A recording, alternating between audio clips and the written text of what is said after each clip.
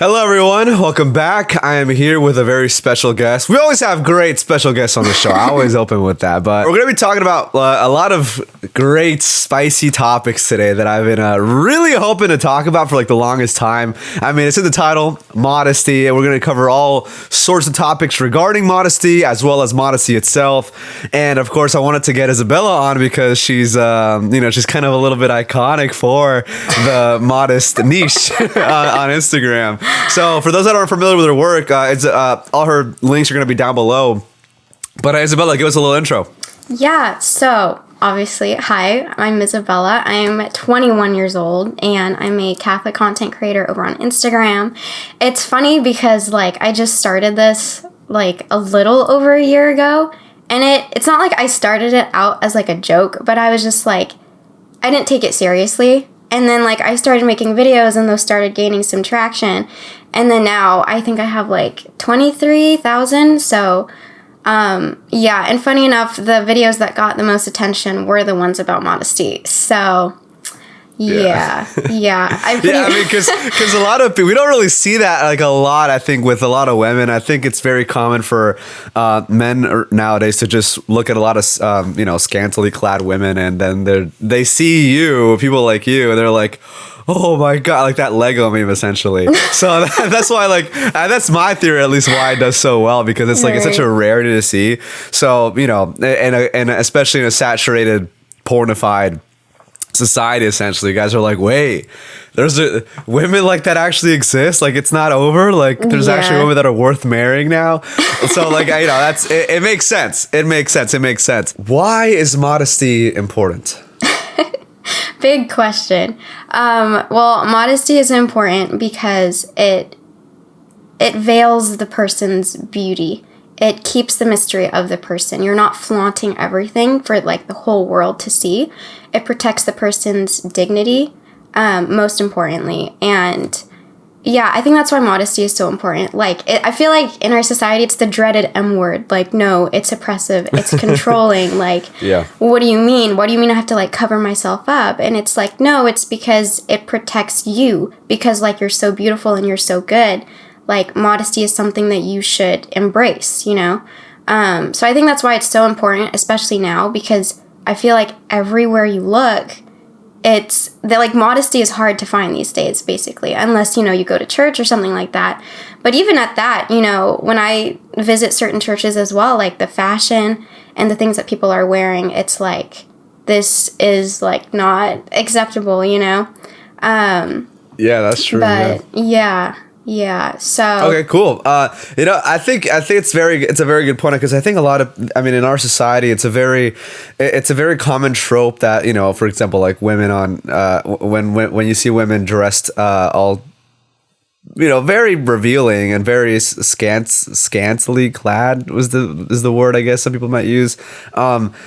Well, you see these women wearing very revealing clothing, and they might excuse it with just that, oh well, it's empowering, which I would honestly disagree that that's even empowering at all. I think that you touched on the concealing of the body to some extent, and I think there's a lot of truth to that. I mean, I think that what makes your body so empowering is the fact that it's only reserved for the sight of your husband or your wife. And so exactly. I think that when you start to just show those parts off to just anybody, to the public eye, I know there's exceptions for if doctors are scientists are trying to examine it, or if if it's for an artist, for nude art or something a holy nude art, and I know there's a whole argument in itself as if even nude art is even holy in itself, right? If you can even do it correctly, but we'll talk about that later. But there's a difference between that and just going around in public and just being very promiscuously dressed. And I don't think that shows honor to those parts of the body that is meant to be only for few eyes to see. It's supposed to be a rarity. It's not supposed to be some common thing that just anybody is allowed to see. That's the way I see it, essentially. Yeah. No, exactly. I totally agree. Your body is really just meant for whoever you end up marrying, your spouse, for God, and for yourself. It's not for everyone to see. And thing that so many women get wrong is like, yeah, when you show off your body, you like feel good about yourself. It's empowering, you know, you should be confident in your own skin and all of that. And while that's true, you know, you should be confident, that doesn't mean that you need to be showing everything off, you know? Like, why would you feel the need to do that? Like, if you are basing your like your self-worth and your confidence over how much you're showing to other people, then there's something wrong. You know, you should be really happy with yourself just as you are without having to show anything, you know, because you don't have to prove anything to the world. You don't feel like you need to like show off more skin, show off cleavage, or like anything like that to be accepted. And if anyone makes you feel bad for doing that, then, you know, there's something wrong with that person too. Like, your body needs to be protected. Like, it's that, I think that's why people, like, modesty is so misconstrued, is because some people get the wrong impression. Like, you need to hide your body because it's bad or it's dirty and it's like, you know, you should be ashamed of it, when it's the total opposite. Like, your body is so good. It is so beautiful because God created it, which is why it needs to be protected. So, yeah. Exactly. Your body's a whole meal. Why would you just let anybody have a bite? You know, you could use that. Yeah, sure. Exactly. It's a true analogy, and it really is, because you know, it's usually things that are rare that make it. It's usually like the rarity of things that make it more valuable. And I know, like, a lot of people might go about this about the modest angle in the terms of like you know, you were talking about this, right? Like, the body is bad and all this stuff, right? And I think that is the wrong way to go about it, because like, the body is a good thing. God created it, right? That's not why we are for modesty. It's because we know the body to be beautiful and good, and like something that's actually like something that is good. The reason why we want to why we want to preserve and conserve that which is good, not to just let it be seen by just anybody to do, like, in it almost as if it could be a degradation of its value, and also that you're allowing more chances for it to be exploited by other people. And I think that is something that is worth to be talked about, because I know that the lust in men's eyes, I know that that's like, at the end of the day, it is on their heart. I do 100% acknowledge that, right? It's where I have fallen nature, and at the end of the day, it's on our heart. At least that's the way I see it. I know Jason Everett has talked about stuff like this. But at the same time, I do think that like we all have a responsibility for each other, to kind of make sure that we're not causing unnecessary near occasions of sin. Exactly. I guess. Yeah, your it would be a way to say it. Yeah. Yeah, your brother's keeper. Yeah, can you talk about that a little bit? Yeah. So when it comes to modesty, like, both people need to be doing their part. You know, I think we can all agree that men are much more visual creatures than women. Like, they have totally different thoughts from women as well. And so, you know, the woman on her side, she needs to be dressing appropriately so that she doesn't cause or tempt others to stumble. And the men as well, they need to keep they need to keep their eyes to themselves, and, you know, not let their eyes wander where it shouldn't be looking, you know? It's, both sides need to be doing their work. It's not just all on the woman, and it's not just all on the man. Because I think that's something people, like, that the mindset that people have now is like, oh, did you see what she was wearing? Like, she was asking for it. It's like, no, like, yeah, maybe she wasn't doing her part and dressing appropriately, but also, you shouldn't be looking. You know, you should be stopping yourself from staring and, like, tempting yourself. You're your brother's keeper. Yeah, you should strive to. Yeah, you should. Yeah, like, it is an unfortunate thing to say. Like, and I think a lot of men nowadays have kind of snapped back to it. Although maybe because it was a result of the feminist movement, but I think that was a good fruit. And we could talk about that whole thing on another video on the feminist movement. But me, largely, I'll just, you know, I think people already know this, that I'm largely against it. But I think that it is a good thing that that it really called a lot of men, like, to be pushed better into, like, not be pigs, because I do think that, yeah, like, a lot of men, like, would the saying is a saying for a reason. I mean, I'm sure it was at some point popular to be like, well, what was she wearing, right? And it's like, you know, again, there is truth to that. Like, yeah, maybe she was wearing some, like, really promiscuous clothing that might have made her look really enticing, but you can't like be like, well, that's not a valid reason to, for example, what are some extreme cases? Like, that's not a valid reason to rape somebody, for example, right? And of course, if that's adultery, if that's already some form of adultery, fornication, that's adultery in your heart. It's also same adultery in your heart if you look at a woman in lust. I know the gravity is very different, but that being said, it is to some extent adultery, adultery, fornication. Yep. And so I think that it is worthwhile to tell men and to really push men to not look at these women, even if they're scantily clad. That's not to say that women have no responsibility. Like you said, women do have a responsibility, but men also have a responsibility. And of course, one of the things about masculinity is taking responsibility. So I think it's kind of like a very effeminate, not feminine, but effeminate thing to do for men to just pretty much blame any of their lustful desires, any of their like lustful actions on women, essentially, when the fact is like you have a cross that you're carrying, you have your own responsibility that you have to take care of. Again, if your eye causes you to sin, gouge it out. Now, of course, I don't mean that literally, but that it just means take proper precautions to like not be falling into temptation. Don't be, if there are women that you're following that look very promiscuously dressed, unfollow them. I mean, and if you don't want to like hurt their feelings, mute them or something. I mean, I don't know. I would unfollow them. I would just cut it off. I think I would encourage altogether. Just cut it off. Yeah, just cut it off altogether. Yeah. But yeah.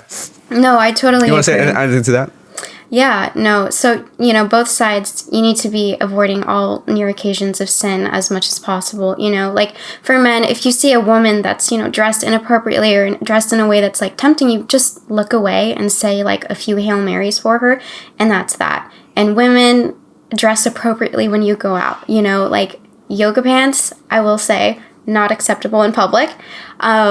It's literally, I tell people like, whoa, that's a little extreme. Oh no, yeah, no, okay. I hear that a lot. But it's literally like the way I see it is it's another skin, and men, because they're so visual, like they can see right through clothing, and that's just the way they are. That's just the way they look at things, So women, like when you go out, dress appropriately. I'm not saying, dress like you're a walking curtain, you don't have to, there's a way to look good and also be modest as well. Like find like a good sense of style for yourself and find pieces of clothing that are appropriate for the public.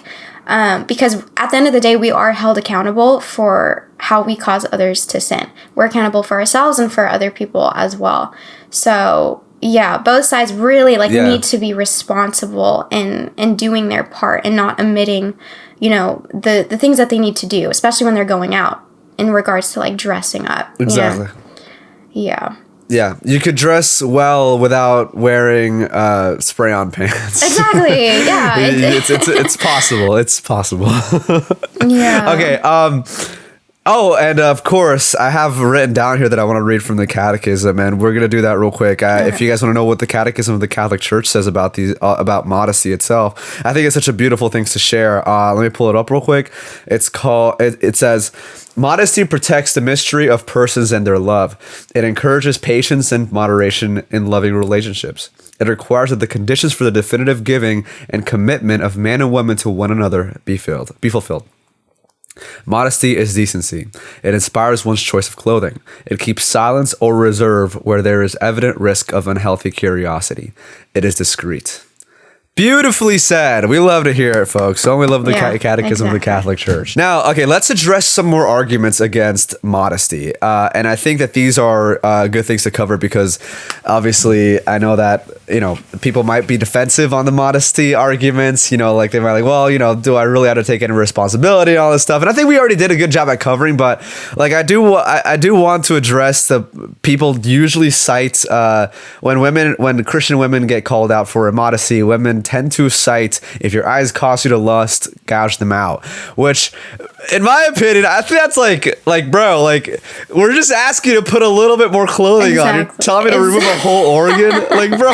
It's not a lot to ask for.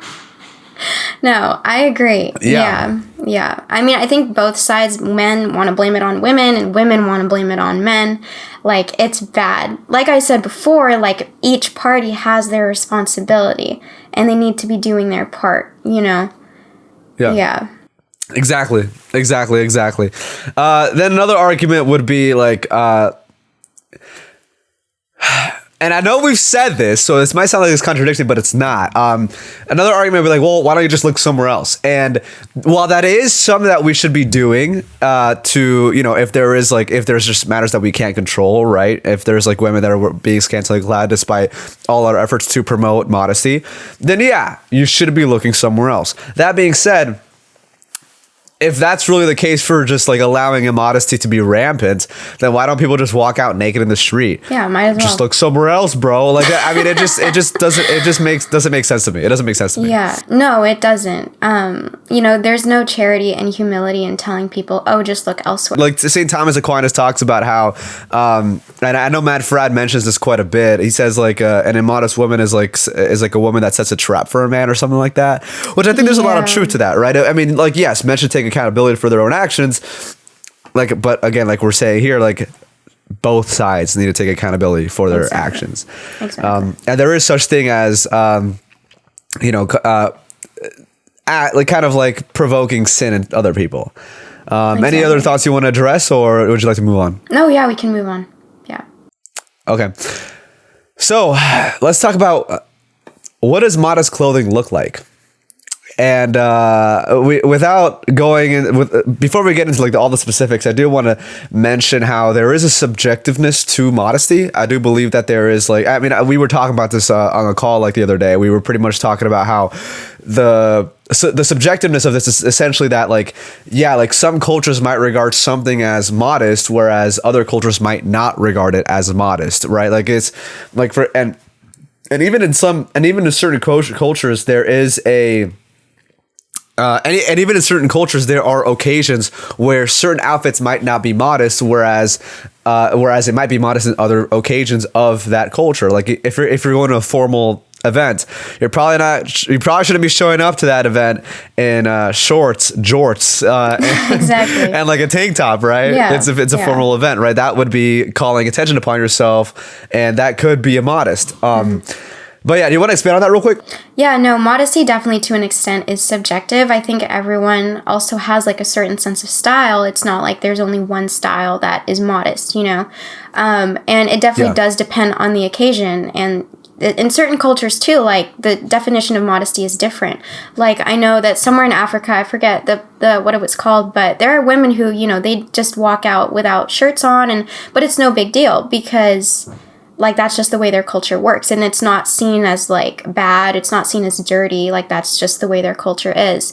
And yeah, obviously you shouldn't be showing up to, you know, a formal event in like shorts or a tank top or anything. That's obviously like immodest. And you shouldn't be showing up to church, you know, women, you shouldn't be like wearing short shorts and spaghetti straps, and men shouldn't be wearing, you know, like shorts as well, or just like super casual, like flashy t-shirts, you know, like it definitely depends on the occasion. But yeah, modesty to an extent is subjective.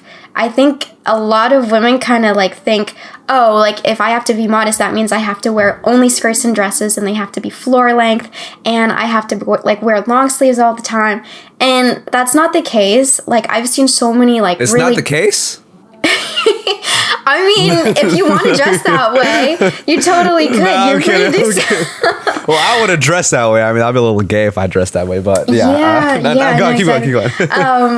But I've seen a lot of like really good looking styles that aren't necessarily like super traditional, but they're still modest because they're not showing excess skin. They're not like hugging the body, you know, it's not skin tight.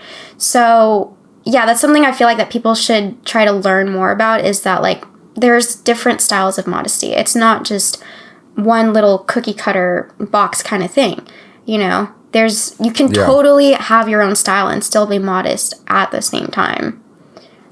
Yeah, like I love the modern look, and I know I've told you about this. Like the modern look, it just looks so good. I mean, if you look at how I dress in like my videos, I look pretty modern. I'm not here like with a whole you know, old fashioned tux and all this stuff. And like I've seen people dress like that before, and you know, I you know, it looks. If they think it looks good, I guess. But I obviously like the modern formal look. I like the modern formal suits. I like all that stuff. I just really enjoy it. I mean, the jacket that I'm wearing right now, I don't even think that's like something. I don't think that's something that you might find back in. Maybe you might, but I mean, I don't know. You get my point. Like, and there is a way to dress, and like this is not just for men as well, but women there is a certain type of fashion that women can wear that can still be modest while having that style that you want to retain. I think it's fine if you have a style. I mean, like I'm really into fashion. I think that we should be paying attention to it. Like at least be decently presentable. And so like don't look ugly. Right? Don't look ugly. Put some effort. Yeah.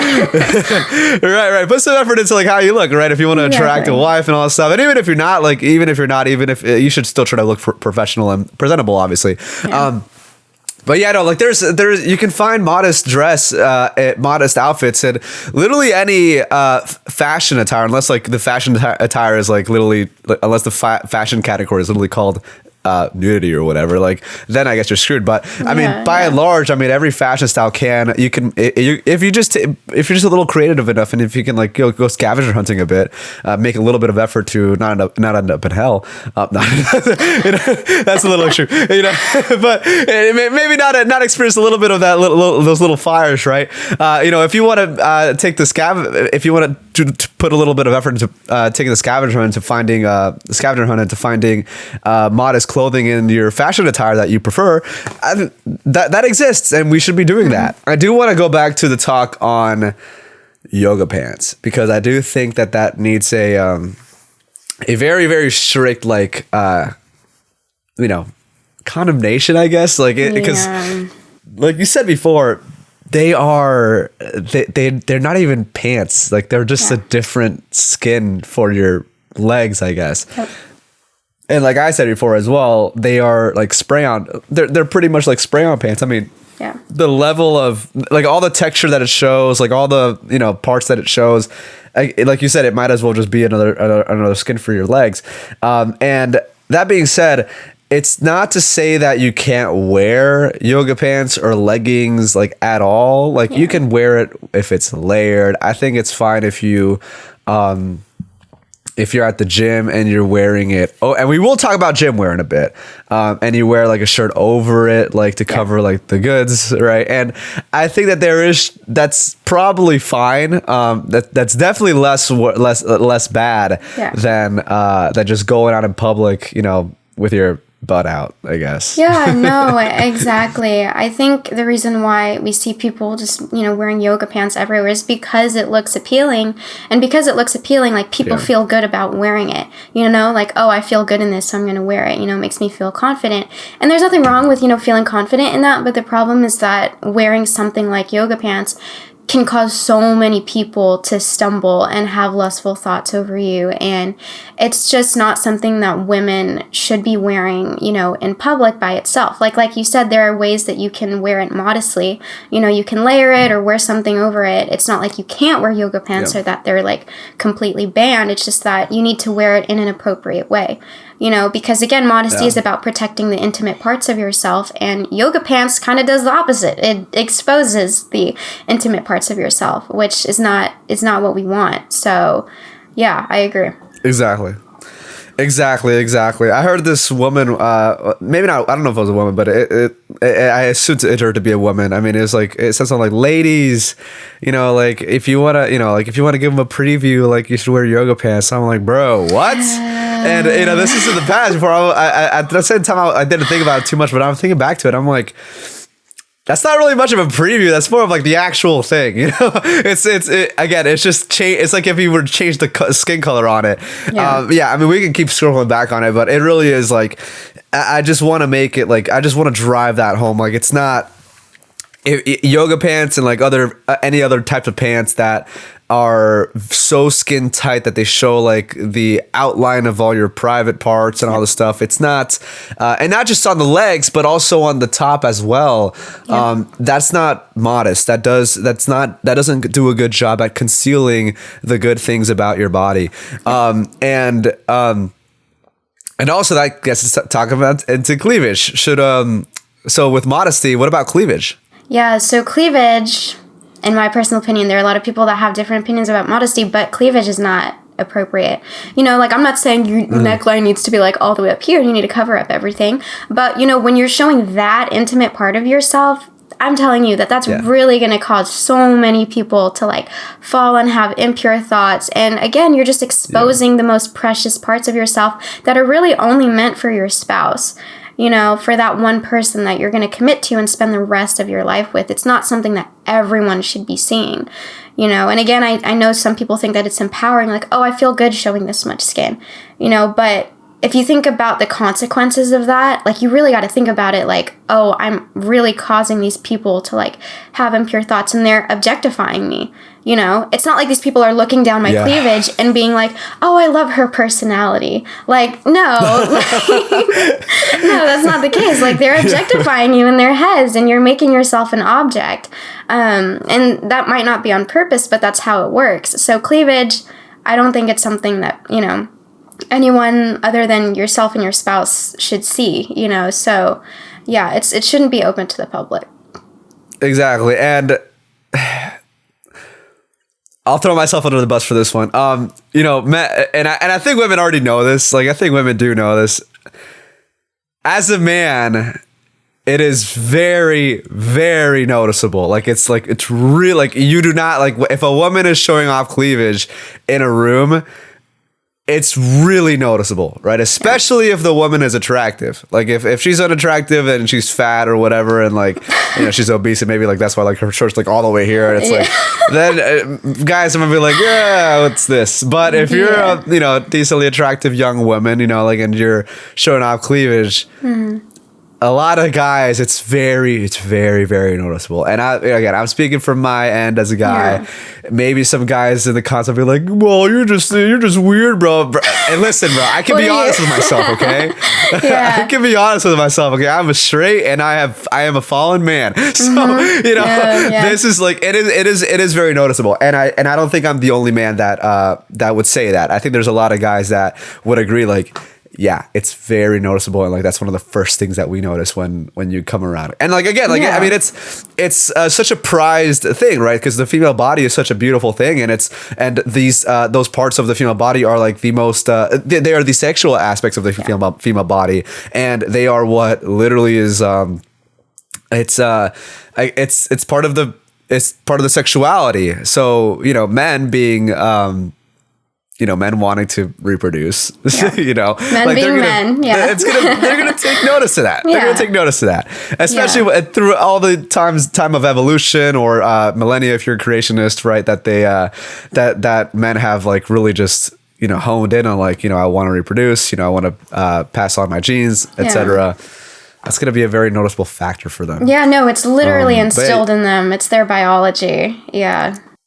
Yeah, exactly. Anyways, so let's move on to male modesty, because I think women have had a little bit enough jabs. Let's talk about male modesty now. Yeah. So yes, there is such thing as male immodesty, and I do I would say that definitely like would also include I guess men wearing yoga pants. I mean, you're looking kind of gay if you're wearing yoga pants. I would say, like, yeah. Are there men that wear yoga weird, pants? Like whoa. If I saw that in public, if you go to true. If you go to track, like a track club, you might see a lot of homosexuals running around. But anyways, the legging stuff is a little weird, right? And not only that, but it looks kind of gay. So, you know, by the way, we love gays. No one loves gays more than I do, of course. Anyone. I love. Yeah, we don't condemn, of course. No. We just how I love potheads, right? No one loves potheads more than I do.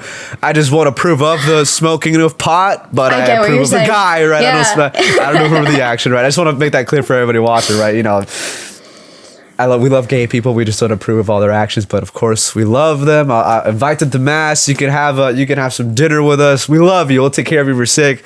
All that good stuff. Anyways, yeah, no one loves gay people more than I do. But men and women are different. Men and women are very different. We're not equal. Mm-hmm. We are equal in the sense of equal dignity, right? But we are not like literally the same. And I think that a lot of people, when they talk about male modesty, they kind of they might fall into the error that, okay, well, the male body should be as covered as the female body because the because like, you know, like we shouldn't have double standards, but it isn't a double standard to be like, well, male modesty is different than what female modesty looks like, because men and women are different creatures. They were created unequal, not in the sense that they have unequal dignity. We both have equal dignity, but we're not literally the same. And to deny that, and to deny that we are different, would essentially opens the doors to transgenderism, where it's like, well, I mean, the only thing that has to be changed is just your genitalia, and like it's just how you feel. Then like you can literally just make a transition with surgery and be like, okay, well, look, there you go. Like what's a woman, right? If all it is just your biology. So yeah, there is a difference. There is a huge difference, and yeah, I want to make that clear. And with that being said, before I have other comments, but you want to say something real quick before we get into that? No, men and women, their bodies are entirely different. So the rules for women when it comes to modesty is going to be different for men. You know, like in church, some women are required to veil. You know, I know some churches require veiling, and they're like, I've met people that have said, oh, well, what about the men? You know, like, why don't they veil? Why don't they wear something? And it's actually the opposite. Like, men shouldn't be wearing something on their heads. It's a sign of pride. You know, you need to take off your hat, whatever it is that's on your head, in order to show reverence and respect to Christ and the church. And so to deny that, like, men and women's bodies are different is just to be so ignorant and so incredibly uneducated. Like, it's a fact. You look at men and women and we're entirely different. You know, like a certain shirt on a woman could look immodest, but it could look modest on a man. And that's just the facts. Like, you can't help it. That's just the way it is. So I think that's what, like, women need to chill out when they say, oh, well, what about men? You guys need to be covered up too. Like, yeah, they do, but it's not the same as the way you need to cover up, you know? But no, I totally agree with everything you said. Yeah, so I know we went back to the women bashing. But no, it's not bashing. It's not bashing. No. It's just, you know, I know we went back to the women critique, but yeah, let's now we're gonna get into the nitty-gritty, all right? Listen, all you interior feminists. This is the moment you've been waiting for, okay? So with male modesty, yes, I do think that like the male modesty, there are like guys that are posting like just full on gym pics and all this stuff. Like, listen, bro, if you were to call out, like, here is an actual double standard. Like, if you were to call out women that are, you know, wearing really tight stuff and all this and all these things to show off their bodies that they've worked so hard for, and it is a virtue to work hard for a good body, right? It is a virtue to make your temple of the Holy Spirit to be sculpted into a beautiful masterpiece. That is good. That being said, what is good should be concealed and what preserved to be you know, to preserve that goodness of it, right? And to make sure that it's only being shown to a special person like your husband or your wife. Exactly. So when you're a woman that's like dressing like this, like if you're gonna call out women for dressing like that when they're like in the gym or whatever, you should also call out men that are also wearing like really tight shirt and just, you know, showing like going shirtless like all the time on their Instagram or whatever. Like, that is also immodest. It is essentially like an arrogance calling upon your like attention to your body to be like, oh, look, this is like, you know, these are my features, essentially, accentuating them to some extent, actually. Yeah, no, exactly. But yeah, the gym stuff is something that's a huge problem. I think that is something in male immodesty that it's definitely should be addressed. No, I absolutely agree. Like, I've seen some of the comments in some of my modesty videos, and there's a bunch of guys saying like, oh yeah, women, they need to be modest, they need to wear all this clothing, like, you need to cover up, but then I look at these guys' pages and they're posting like a million shirtless gym pics where they're pretty much showing off like everything. Like, you can just imagine it, you know? And so, like I've said before, like, you both need to be doing your part, and before you look at anyone else, you need to be taking the splinter out of your own eye. You know, like, you can't say, oh, you need to do this, but you're not doing that same thing. Like, it goes both ways. So I will say, you know, I understand men wanting to show off their progress. They're proud of it. It's hard work. Like, you got all the muscle and all of that, but you don't need to be like flaunting everything. And if you are, then you can't give other women a hard time for being immodest and wearing gym clothing, you know? Like, you can't really have an opinion on that if you're doing the exact same thing. So... show it off to your wife, not strangers on the internet. Exactly. Yeah. So what is... and if you don't have a wife, show it off to God. Again, not strangers on the internet. And okay, let's talk about this as well. Okay, so yes. More things on male modesty. So this is not just with the body itself, but also and I heard Jason Everett talk about this, which I thought it was pretty brilliant. The way that you dance, the way that you show off even money on like Instagram, like again, it's an arrogant calling upon to like the good things that you might have. Yeah. It is good to build wealth. It is good to be a provider. These are good things. But when you're posting with like this guap, just you're like, yo, it was good. Like, I find it funny. I generally do find it funny. And like, if I were to do it, I would do it for the memes, right?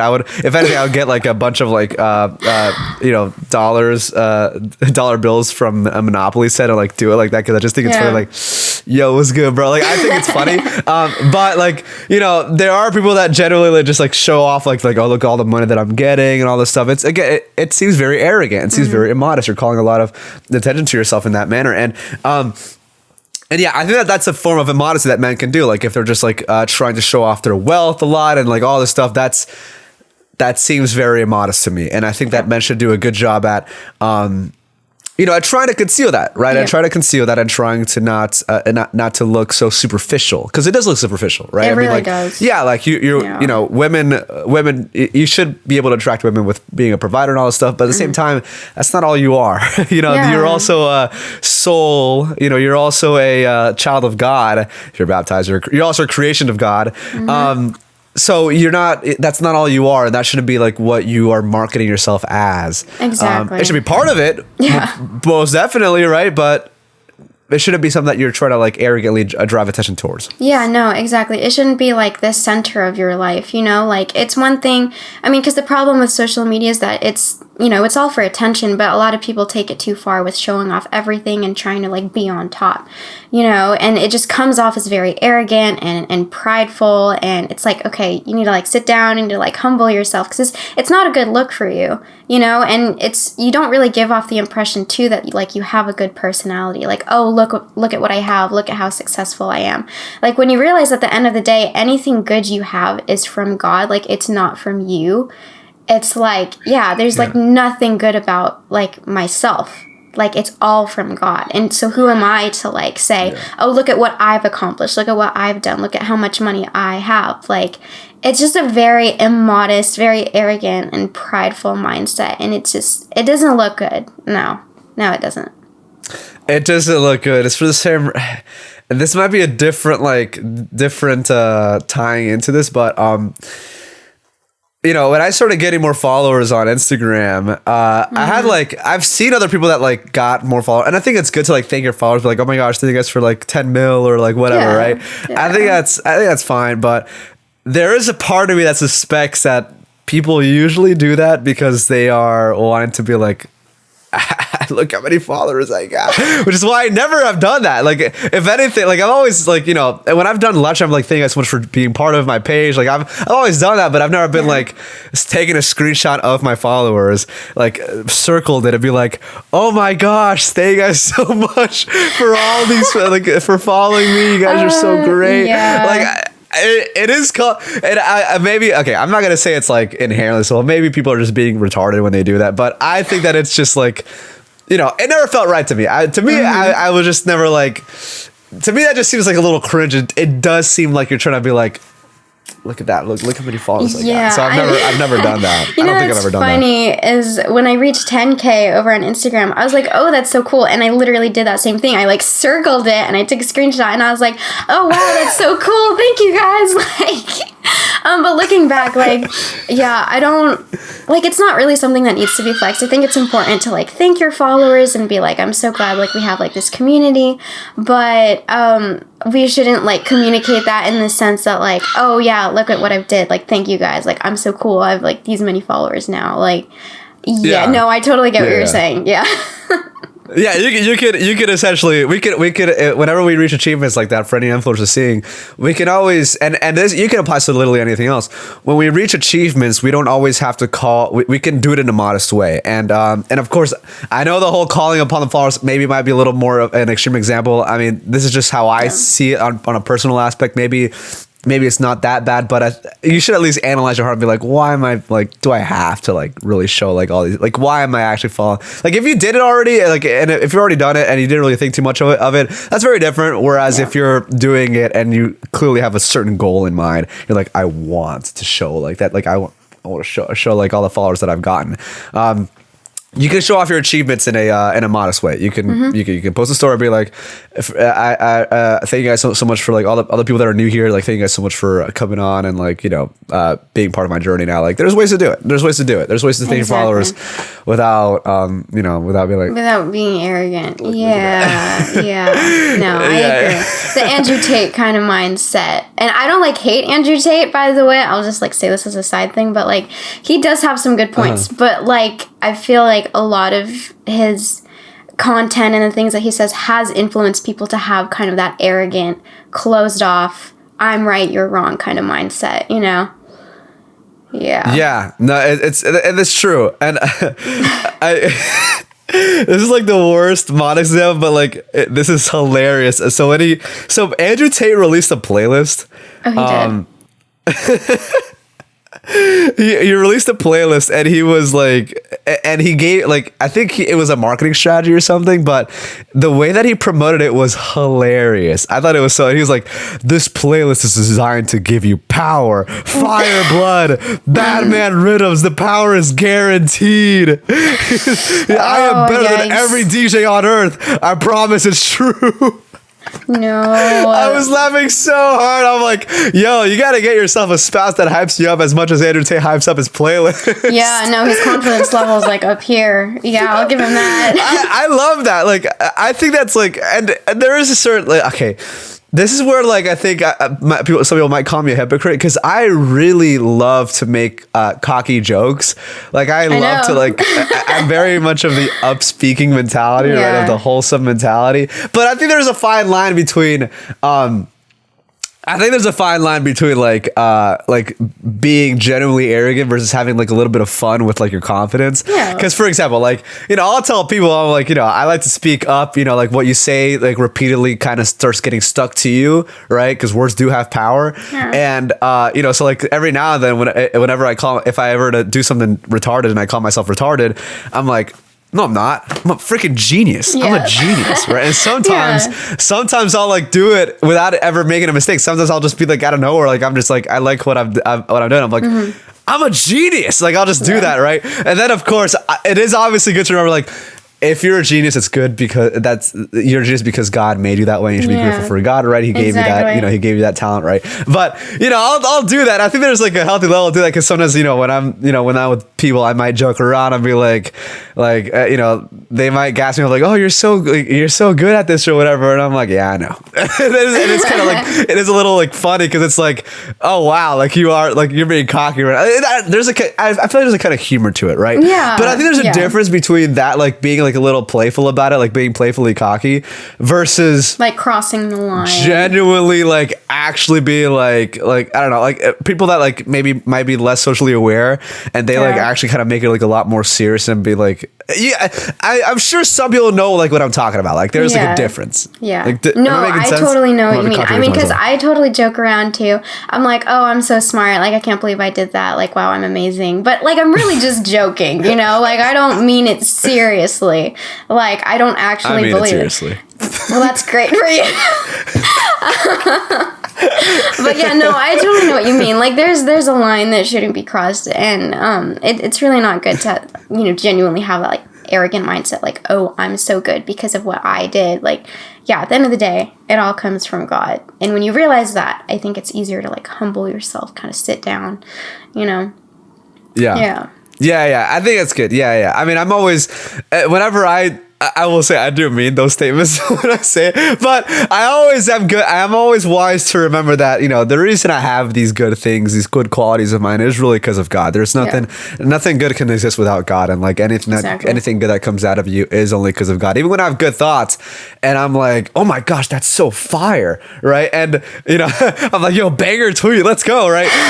Whenever I think of that, like I'm always like quick to be like, thank you, Holy Spirit. Like, if that was from you, like, you know, because obviously sometimes I have like an idea that I think is really good, but then I realize, wait, that actually probably wasn't good. So I always say you know, whenever I have another new idea that I'm like, yo, that's really good, I'm always skeptical to be like, it might be reformed in the future, and if it's not, if it's already good as it is, or if it does get reformed in the future, all the good things, whether it got reformed in the future or whether it's already good as it is, those are from God. Exactly. That's not from me. That's the Holy Spirit. And if it's not, and if it's not a good idea, then it's not from the Holy Spirit. And so I am very careful to make sure to be like, try to be as selfless as I can whenever I have good things, good ideas, good quality. So please keep in mind, whenever like I joke around you, if you meet me in person, I joke around, I'm like, yo, I'm a genius right now, right? Please keep in mind, in my head, I'm always reminding myself, like, it's only because of him. Yep. It's only because of him. Yeah. No, and I definitely think that's a huge part of modesty is, you know, having like the purity of heart and just being genuine, you know, like not trying to put yourself up there. Modesty, it's definitely not just reduced to clothing. Clearly, like we've talked about so many different aspects of modesty, and you know, one of the most important things is the heart. I've talked about it before, like ultimately God looks at the person's heart. Like you could be super modest on the outside. I've met a lot of, you know, women that technically dress modest and they look good, but like their personalities are like, whoa, like I never would have expected that, like from what I'm seeing on the outside, you know? So modesty of heart is probably what's most important. Because I think once you have that, then it spills like out to everything else. Like you become modest in the way that you dress and the way that you treat other people and the way that you present yourself. So yeah. I got the perfect excuse for my seemingly contradictive statement that some people might point out. So I guess immodesty calls an arrogant attention upon yourself. Yeah. And of course, some of my statements with the cocky stuff, you know, with the cocky humor, those might fall under that same definition that I gave earlier. That being said, now hear me out. What if another thing about me is that I do, you know, for the people that are watching this, I do, if you've met me in person, like you can tell that I do a really good job at not just hyping myself up, but hyping people that are not, hyping up people that are not me. Like I love to like, I'm actually really against self-depreciating humor. Like I genuinely like detest it. I think that it's like I don't think you should be talking bad about yourself. I mean, you are a creation of God, and I don't think that like God, I don't think it's glorifying to the creation that God, to the creation of God to talk, like to even jokingly talk bad about yourself. Yeah. And I also try to stay away from making fun of others, right? I think it's also not good to put others down, even if it's for laughs, because like at the end of the day, you're putting that person down and everybody else might be laughing, but that person's not. Exactly. And you know, you should want to have sympathy for those type of people. And I know that might go against like a lot of what traditionalists might have seen in the past with America, but hey, don't compare yourself to, you know, don't compare yourself to the worst case scenarios. Don't compare yourself to like a less bad time than we are now. Like it is good to be sensitive about this stuff. I think that if you're sensitive about certain things, that means that you actually stand for something. And I think that this whole secular libertarian idea of like, oh, who cares? Just suck it up, bro. Like there is truth to be said about like being stoic and not uncontrolled, like not having uncontrolled emotions, right? But you should have emotions. Yeah. You should feel for things, right? There should be a balance. Controlled, yes. Yeah. But you should have it controlled, right? You should feel for things, but it should be controlled. Exactly. It's not, you shouldn't just be like, oh, just completely wipe out emotions altogether, right? You should have healthy emotions, and those things those things can really like motivate you to fight for good things. And I think that when you start to not care about things that are good, you start to not care about offensive jokes. Like, I mean, I'm sure people would not want offensive jokes about Mother Mary or about Jesus, our Lord and Savior Jesus Christ. Yep. I'm sure there's a lot of things that we're like, yo, like those things are not things you should joke about. Like, and that's because, and people might call us, oh, you're sensitive. But if you care about something, you want to be sensitive about what like how it's being talked about. You want to be careful about that stuff. Yeah. No, exactly. I totally agree. So, Yeah, exactly. So going back to my point. Oh, you want to add on that real quick before I go back to the other point? Real quick. Like modesty of speech too is so important. The things that we say matter, and you need to be aware of like what is coming out of your mouth. And if anything, like anything you do or anything that you say should be to glorify God. Like that should be the end goal. And so if you're stepping on someone's character, or if you're, you know, making all these like self-deprecating jokes, like that is really bad. Like I know some people think, oh, it's just a joke, like you need to chill out. But like if it's harmful to someone, then you shouldn't joke about it, you know? It's very, very important that like you just, you know. And I know it's very popular with men. I know that it's very, and I'm guilty of it as well. I have done like some jokes like that before, but again, we should, any arguments that people might throw at me, which is like, well, that's just what men have been doing for like the longest time and all stuff. Like, yeah, those are appeals to like man-made traditions. Those aren't really like, you're not actually like, you're not actually like engaging in criticism of what I've actually said. Yeah. So that's not those aren't valid arguments to like try to discredit what I've actually said. And I think that we shouldn't compare ourselves to, we should always be aiming for perfection. Even if you're like, well, that's just going to be so hard. Virtue is hard. Yeah, so you shouldn't just be like, well, like, you know, like you're telling me that my humor is like, I'm just going to erase my humor. Like, bro, I used to make a bunch of perverted jokes before I reverted to my Christianity. Like I was very, like a majority of my jokes were very perverted, and I was very quick with it too. Yeah.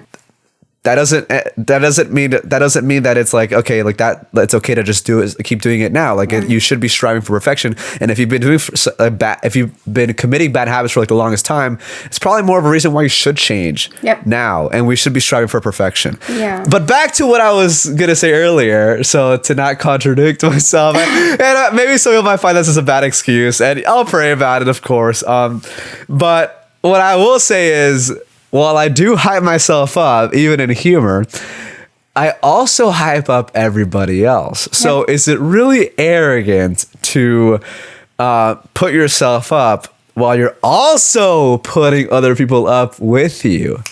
That might just be called being confident. I see what you're saying. Everybody's confident when I'm there. Yeah. What about that? I know. We can. If you want to criticize me on that, you can. By the way. Oh no, I have no problem with that. Like, by all means, go ahead and have that opinion. No, I totally get it. Yeah, but going back to that, like I said, modesty of speech is so important. Like when it comes to self-deprecating jokes, and especially like cursing and like using like foul language in your daily vocabulary. Like technically, it's not actually like sinful if you are not cursing someone or if you're not profaning God's name or anything like that. But that doesn't mean that it's, you know, virtuous to be speaking in that manner. You know, I met a lot of people that, you know, casually and every day just like use a million cuss words in everything that they say. And I don't think it's very virtuous to have that type of speech, and it's definitely not modest either. I can see you're like smiling. I don't know if you're like, if that's your vocabulary, but I think I hope that makes sense, you know, like constantly using like foul language and stuff is, I don't think that it's virtuous. Technically, it might not be sinful, but it's definitely like less perfect. Like we should always be striving to be perfect and to like call ourselves to a higher standard. But it's not to say I don't fall either. Like trust me, I'm not perfect in any way whatsoever. That's like not what I'm trying to say. But it's just something that I was thinking about in terms of like modesty of speech, you know? Yeah, and it's fair. It's a fair point. And it's a fair point. I'm not, you know, I'm very guilty as charged here. But yeah, and I think, and I will say, you know, I'll touch on the thing that you said, like it might not be necessarily sinful, but we should be striving to, you know, to kind of clean that up, right? Yeah. I do agree with that, actually. And I think that there is like a difference. And of course, this might sound a little bit of an excuse for my language, but, you know, I think that this is, I think you'll agree with this. And I think that it is like necessary to be said. There is such thing as profane language, right? There is such thing as profane language, and there is such things as cursing, right? Cursing actually is very specific, right? And there is a difference. If from what I've learned, you know, if you stub your toe and you say the S word, that's not not like it's not like, oh, you're a sinner, that's terrible, you're a bad person. Like no. That's not like, oh, I damn you to hell. That's not a curse, right? It's a very different, right? There's a difference between cursing. I think there's a difference between cursing and cussing. Exactly. And I believe a priest was actually telling me about this because I was like, is it sinful if I say these things? And from what I remember, what he told me, pretty much, and of course, consult your priest before, consult your priest about what I'm about to say, of course. Don't make me the final authority on this. But from what I remember, he essentially talked about how like there is, it's not necessarily a sin to cuss, right? There are things that are like cussing is not. There's a difference between cursing and cussing, but that being said, if you're scandalizing little kids, for example, with these culturally taboo words, then you probably shouldn't. That's sinful, right? Because you're showing these kids like these culturally taboo words, and they're going out and they're causing scandal in their school or whatever, or they're causing like panic in their school. They're like, oh my gosh, she said this, right? Yeah. That's not a good That's not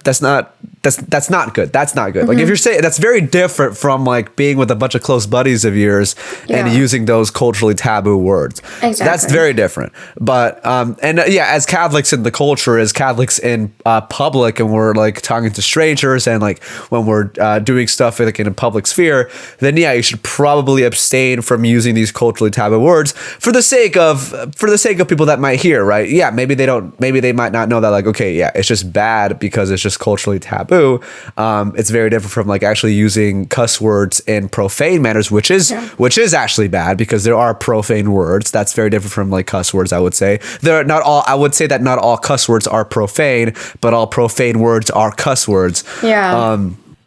And so you have to like, and so there is a difference there. But yeah, I would say that's like, I guess, my little excuse for saying it in close company. Yeah, no, I totally get it. Yeah. but generally speaking, like you should abstain from it in public, and with just strangers, and like especially if you're running if you're being a representative of the Catholic faith in the public space, especially with online influencing. Exactly. No, as Catholics, like it's our duty that we set up a good example. It's one thing to tell people, oh, don't do this, do that instead, but we need to be setting up an example. We need to be like setting the standard, because if people were to ask question, oh, what are Catholics like? You want them to think of something positive. You don't want them to be like, oh, these are people that like cuss all the time and like they don't seem very virtuous. Like you want them to think the opposite.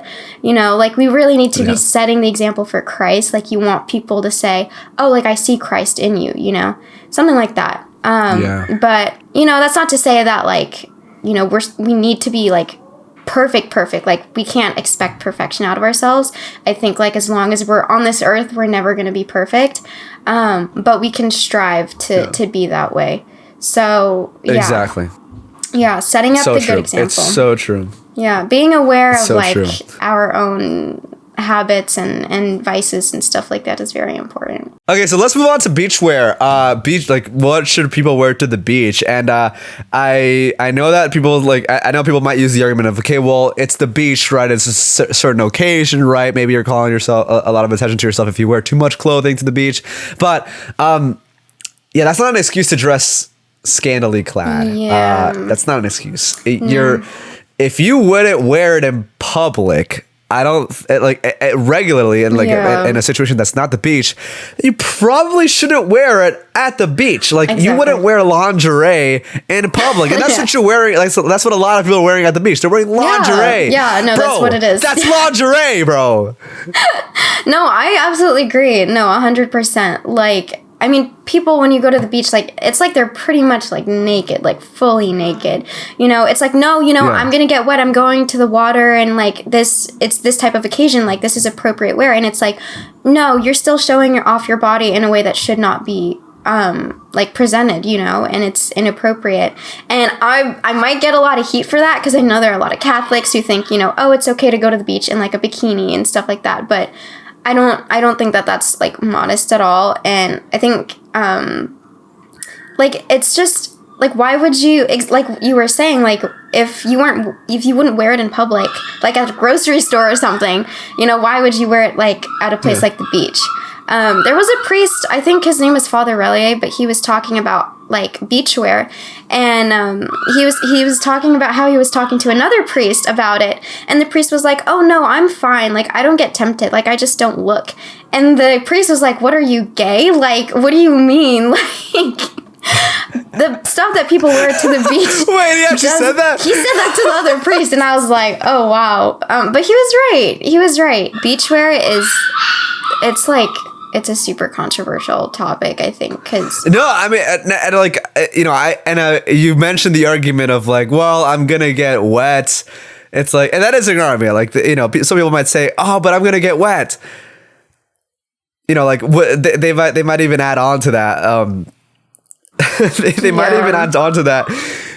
You know, like, are you fully clothed, or do you wear shirts, or are you fully clothed when you go take a shower? Exactly. It's like, yeah, I don't, but I don't let the public into the shower with me. Yeah. So what the freak is the point here? Like, what are you trying to say here? Like, it's lingerie. It's literally lingerie. Yeah. You're wearing lingerie in public. You're wearing like stuff that you're revealing yourself to. Like, it's not. I don't get it. I don't get it. And you know, and of course we love women. We love, and this goes with men as well. Yeah. If you're wearing a Speedo, bro, that's underwear. You're wearing underwear in public. For the sake of us women, don't go out wearing a Speedo. It doesn't look good. I'm just gonna say, it doesn't look good. I feel like it's really scandalizing. Like, sometimes when I see that in public, I feel like I need to bleach my eyes out, you know, because it's just so, like, it's unsettling to look at, I think. Especially with old people, like, please, like, have some decency and be modest. Like, when you go to the beach, like, just do everyone a favor, you know. I'm not trying to be mean, but I feel like I'm just saying what everyone is thinking. It's true. It's true. Please cover up. I mean, whether you're old, whether you're young, don't be immodest at the beach. Yeah. And it's a thing, right? For men and women. Men and women do dress really immodestly at the beach. And everyone's doing it. That's like the crackhead argument, or that's the pothead argument. Everyone's doing it. That's not a valid excuse. I need more than that. You're appealing to the majority here. Yeah. You're a Catholic. Exactly. Why are you appealing to the majority? You're Catholic, bro. You're part of the church that stood strong on contraception when the world was going in favor of artificial contraception. Yep. Well, who are you? That's like the last thing you'd expect from a Catholic. Well, the majority is doing it, bro. That's not a valid argument. Yeah, you're not of the world. You know, you shouldn't be a part of it in that sense. So, yeah, totally agree. Like, beachwear, I mean, I feel like for women, there's so many ways that you can look cute and also still be modest at the same time. You know, I'm not saying, again, that you have to go to the beach looking like a curtain, but you know, there's certain types of clothing that people make, like, to be modest. You know, there's a lot of Christian or Catholic companies that make good clothing for people. Like, it's not impossible. You shouldn't have to feel like, oh, I'm going to the beach, so therefore I have to, like, wear a bikini because that's what everyone else is wearing. Like, no, like, you can still be modest, you know? And some people will have the argument of, like, well, no, it doesn't look good. I don't feel good in it. Like, it doesn't look bad. Like, it doesn't. And I think a lot of people say that just because everyone else, like, wears bikinis, and it's so normalized that anything outside of that might look weird, or it might stand out, you know? But yeah, and for men too, like, exactly. Like, please don't go out, like, wearing a Speedo. Like, okay, for me personally, I'm just gonna say that it doesn't look attractive. Like, it just looks bad. I have a hard time describing it, but it just, when it's, like, hugging everything, I get really, like, icked out, you know? I'm like, this is disturbing, you know? But yeah, like, for women, like... And also don't wear briefs or, like, you know, boxers. Like, again, it's dress modestly. Yeah, they make so many cute skirts and dresses that women can wear to the beach without compromising or revealing that which should be hidden. And for men too, like, I don't think it's that hard to be modest. All you need to do is put on, like, a modest pair of shorts and a t-shirt and you're good to go, you know? Like I said, you don't have to be a walking curtain or anything. Yeah. That gets into the point of shorts. I mean, I don't think men should wear shorts. I mean, you're a man and you're wearing shorts, bro. Like, I mean, like, okay, how do you feel about, like, cargo shorts though? Like the long shorts, not like the short shorts, but like the long shorts. Those look so ugly. The cargo shorts. Those look atrocious. Understandable. If I was letting my scrupulosity speak, that would be a sin against fashion. You know? Like, it's not nice, bro. Yeah. I don't think cargo shorts are attractive. I mean, like below the knee or over the knee for men? Both. Like, what do you think of both? I mean, I guess maybe a below the knee, or like maybe look a little cooler, I guess. It's hard to look good though. I don't know. Unless you're like actually like fit and you're wearing shorts, then like I think. I mean, I generally would avoid shorts. Like shorts just look really. You look like a kid. You look like a kid. I mean, again, unless you're like really muscular and like you're pretty, you can like fill them out pretty well, and you're out in the jungle or whatever, and like kind of in the safari, the safari fit, then maybe. But even that, it looks a little goofy, to be honest. But I don't know. A fashion tip for men: please don't wear shorts. I mean, I think a lot of women would agree with that. Like, shorts are probably not like the best. I mean, like there are certain sometimes men pull them off, but generally, not a big fan. Yeah, not a big fan. But yeah, that's it for beachwear. But let's get into gym clothing since we're talking about shorts. Okay. So yeah, gym wear is again like we talked at the beach. Like if you wouldn't wear, like we just talked about how you shouldn't wear lingerie to the beach. You shouldn't wear boxers to the beach. Same thing goes for the gym. If you wouldn't wear it in public, then you shouldn't be wearing it at the beach. You should be wearing it at the gym. Spray-on pants still remain spray-on pants. Yep. And by that, I mean yoga pants or leggings, right? Like if you still shouldn't be going out shirtless and stuff like that to the gym. I saw this tweet from Jack Posobiec, and it was pretty much this woman complaining how women in Japan dress to the gym. Here, take a look at it real quick. If you are coming to Japan and planning on going to the gym, let me just warn you, do not wear a matching set. Do not wear a cute little outfit like this. I know that we all love them. I feel so super cute right now, but if I wear something like this to the gym, Japanese people literally treat me like I have whore written on my forehead. Like they stop and they look at me and they're like, what the fuck? Like I've forgotten to get dressed. This is how I dress now. Now that I've been living here for a year, when I go to the gym, this is how I dress, like all the other Japanese people. I'm not fucking kidding you. This is the vibe. This is the vibe. Okay? The pants with the leggings on underneath. This is the look that we go for. Okay. Yeah, I mean, hey, it's modest. Like, I can't feel less like working out than in this. Yo, base Japan, let's go. It is, yeah, that's definitely base. I respect Japan for that. Yeah. Gym clothing should be modest as well. Yeah. It should. It really should. Goes for both men and women. And again, like we said earlier, like it's not like you're not allowed as women to wear like yoga pants, but you need to wear it in a modest way. You know, like if I go to work out, you know, like yoga pants are comfortable. That's why I work out in them. But if I'm going out in public, like I'm wearing a long shirt over it so that nothing is like compromised and people can't really see anything, you know? But yeah, gym wear definitely needs to be modest for sure. And I want to cover like how, okay, even that, like, okay, if it's that hard to like cover up, what if it's like really hot in the gym and all this stuff?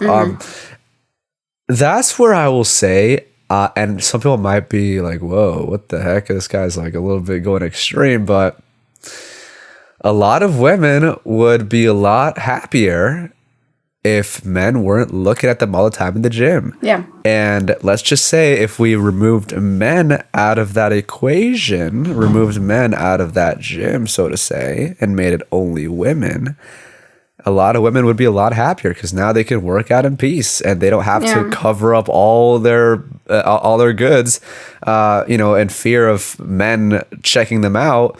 Now they can work out in peace. They can dress a little more comfortably, although I've heard that skirts are more comfortable than yoga pants. But, women could wear a lot more, could be a little more like wear clothes that maybe allows them more flexibility and agility. And they don't have to worry about that. And men, they don't have to. They can be they can have their own gyms where they're not they're not being creeps looking at these women. Yeah. And for the men that aren't creeps that just don't want to see that stuff, they don't have to turn around and just see a butt just like literally like just squatting right next to them. Yeah, in their face. Like they don't have to do that. Like it's not like they don't go to the gym. They're like, oh great, going to the gym. Time to see a bunch of women with different colored legs on, essentially. Yeah. So I think segregated gyms based on sex is a good thing. No, I think that is something that we should definitely strive for. No, I totally agree. Like people would be way more comfortable. You know, a lot of women, they kind of complain like, yeah, I get weird looks all the time, men keep staring at me. And it's like, well, if we had something like a segregated gym, then I think, you know, you would feel way more comfortable and you can actually like focus on your workout. With that too, I will say that again, the clothing that you wear does matter because, you know, men are visual. And if you were going to the gym wearing, you know, a pair of tight shorts and like a sports bra, I'm just saying, I don't think you should be surprised that people are looking, you know, people are going to look, even women, everyone's going to look. Same goes for men. You show up, I don't know, wearing super tight, like shorts, like people are going to look as well. So segregated gyms, I'm 100% for that. I mean, I know I would feel like way more comfortable with those too. So yeah, segregated gyms. We love segregation, don't we, folks? Yeah, I'm not going to say that. No, I'm not going to go there. Only in the context of separating the sexes for the gym. Yeah. That's what I meant. You There's know, context. I just like to joke around sometimes. You know, I have dark humor, but you guys know what I meant. Obviously, didn't mean anything hateful by that. Of course. You know, in fact, I meant, you know, all that is loving, right? Because I want to preserve the dignity of women, and I also want to, you know, also make sure that men are able to pursue virtue without having to experience so many near occasions of potentially sinning against their fellow sisters. Yep. So yeah, you know, it's all said with love. You know, segregation. It's all said with love. That sounds so wrong when you say it like that, but I get it. There's context. It's fine. They know I'm joking. They know it's all tongue in cheek jokes. Or I don't even know if that's the right word to say for tongue in cheek. But anyways, yeah. Let's talk about some tips to dress better. With men, let me just start with the men, okay? Because this is like I think women have a good sense of fashion already. I don't think that like they need too much guidance on what women can do to dress. But I do want to talk about what I, as a guy, find like pretty unattractive when with what some women wear, and I think that more women should know about this because, of course, they have to care about my opinion on what I think looks attractive as a man. Of course, express your opinion. Let the world know. By all means. Of course. But yeah, I mean, I obviously, you know, like, you know, women, if you want to know what a guy's thinking, maybe give you some clarity onto like what some other guys might think. Yeah. You know, I do have a pretty good sense on what men find attractive and unattractive. I will be the authority on what men think right now. But anyways, but let's start with the men first. As a guy, I don't, and this is coming from a guy, okay? I know we have a girl here, and we're about to have Isabella talk about what she finds like just repulsive in men, and she's already talked about the Speedos, which I 100% agree with. But yeah, you shouldn't be replicating sexy yet I know it by LMFAO. I will say the oversized clothing, to me, it looks pretty gay, bro. Like you as a man wearing oversized clothing that like, and I know it's the fashion nowadays, like to wear oversized stuff. And I think that you can pull it off in certain occasions. Yeah. You know, I have some oversized shirts that I like to wear every now and then. Especially, but I think that if you're, I think that you can definitely pull it off if you're maybe muscular enough. But if you're like, I don't know. Like I see a lot of scrawny. Like I'm pretty skinny. Like I think that if I were to wear a lot of oversized shirts, I would look pretty gay. I would look pretty gay. Like I think that a lot of guys do look gay wearing oversized clothing, especially with the baggy pants. I mean, like I know that's a whole fashion in itself, like the baggy pants and all this stuff. But it's like that's not. And I'm not saying to wear leggings. I'm not trying to motivate that. But there's fitted clothing that can make you look more presentable, right? I mean, like dress pants that are fitted. You know, like I'm wearing like a fitted shirt here, but I'm not like, you know, it's a wife beater, but I'm not like going out showing like the guns and whatever. Right? You know, I'm wearing a jacket over it, right? I'm not trying to be immodest over it. And I do think it would be immodest of me to like, you know, like just take that off and like, you know, go out with the guns out and like all that stuff, right? So I think that there is like a certain level to it, right? You can play around with it without being immodest. But yeah, that's what I would say. Wear fitted stuff. Avoid wear fitted stuff without being immodest about it. Yeah. And also definitely avoid the oversized clothing if you're in general, especially if you're skinny. Yeah, no, I agree with that. Like as a woman, I will say to men, like oversized clothing, sometimes you can pull it off. You know, if you're wearing something like a hoodie, obviously like it shouldn't be like super tight. But like when we're talking like baggy pants and all of that, I'm just going to say like it doesn't look good. And for me personally, like I don't feel attracted to a guy if his style is like that, you know, like we really do appreciate like well-dressed men. And we're not saying like wear super tight stuff, but wear clothes that fit you well, that like accentuate, you know, the good parts, like, you know, wearing a shirt that fits you well, not that's like super tight or anything or super loose, but that just looks good on you. You know, don't wear something that like kind of repulses women. You know what I mean? Like I'm just gonna say like super loose clothes and super tight clothes both make you look gay, and it's just not something that I appreciate. You know, like wear a nice like button up shirt, like wear good dress pants, wear, you know, have a good sense of style, because like the way you dress too like does attract a certain type of people. You know, and the same goes for women. Like if you're dressing immodestly, like you're going to get attention from certain guys who don't have the best of intentions with you. But if you're dressing, you know, like modestly and you dress classy and elegant and more feminine, like you tend to attract the right kind of people. You know what I mean? So for men, like definitely don't wear like loose pants. It doesn't look good. Like we just don't appreciate it. No. This is true. This is very true. Now, for women, I have a vendetta against what I'm about to wear. Obviously, you know, like, I'm not going to say, like, while yoga parents are immodest, obviously, like, men find them attractive, obviously, but that doesn't mean you should wear them. Now, stuff that could count as modest, but is just unattractive in my eyes, as a guy, I hate blazers on women. It's not feminine. Yep. It's not. I mean, like it's boxy. It's boxy. Like it's literally boxy, bro. And you're wearing that as a woman that's supposed to be petite. You know, have not broad shoulders like a man, but like have more narrow shoulders with like the hourglass figure, right? And you're wearing this boxy jacket because it's classy, bro. You can look classy without having to look like a lesbian. It's possible. It kind of reminds me of like those Roblox characters, you know, like because it's so boxy, like you just look so rectangular, you know, like it's just not flattering for the female body type. And personally, I really don't think that it looks feminine. I know there are some people that can technically pull it off, but like in general. No, you don't agree? No, not a single woman can pull off a blazer look. Man. No, like that's the tea. Okay, that's the tea. Okay, wait. Okay, hold on.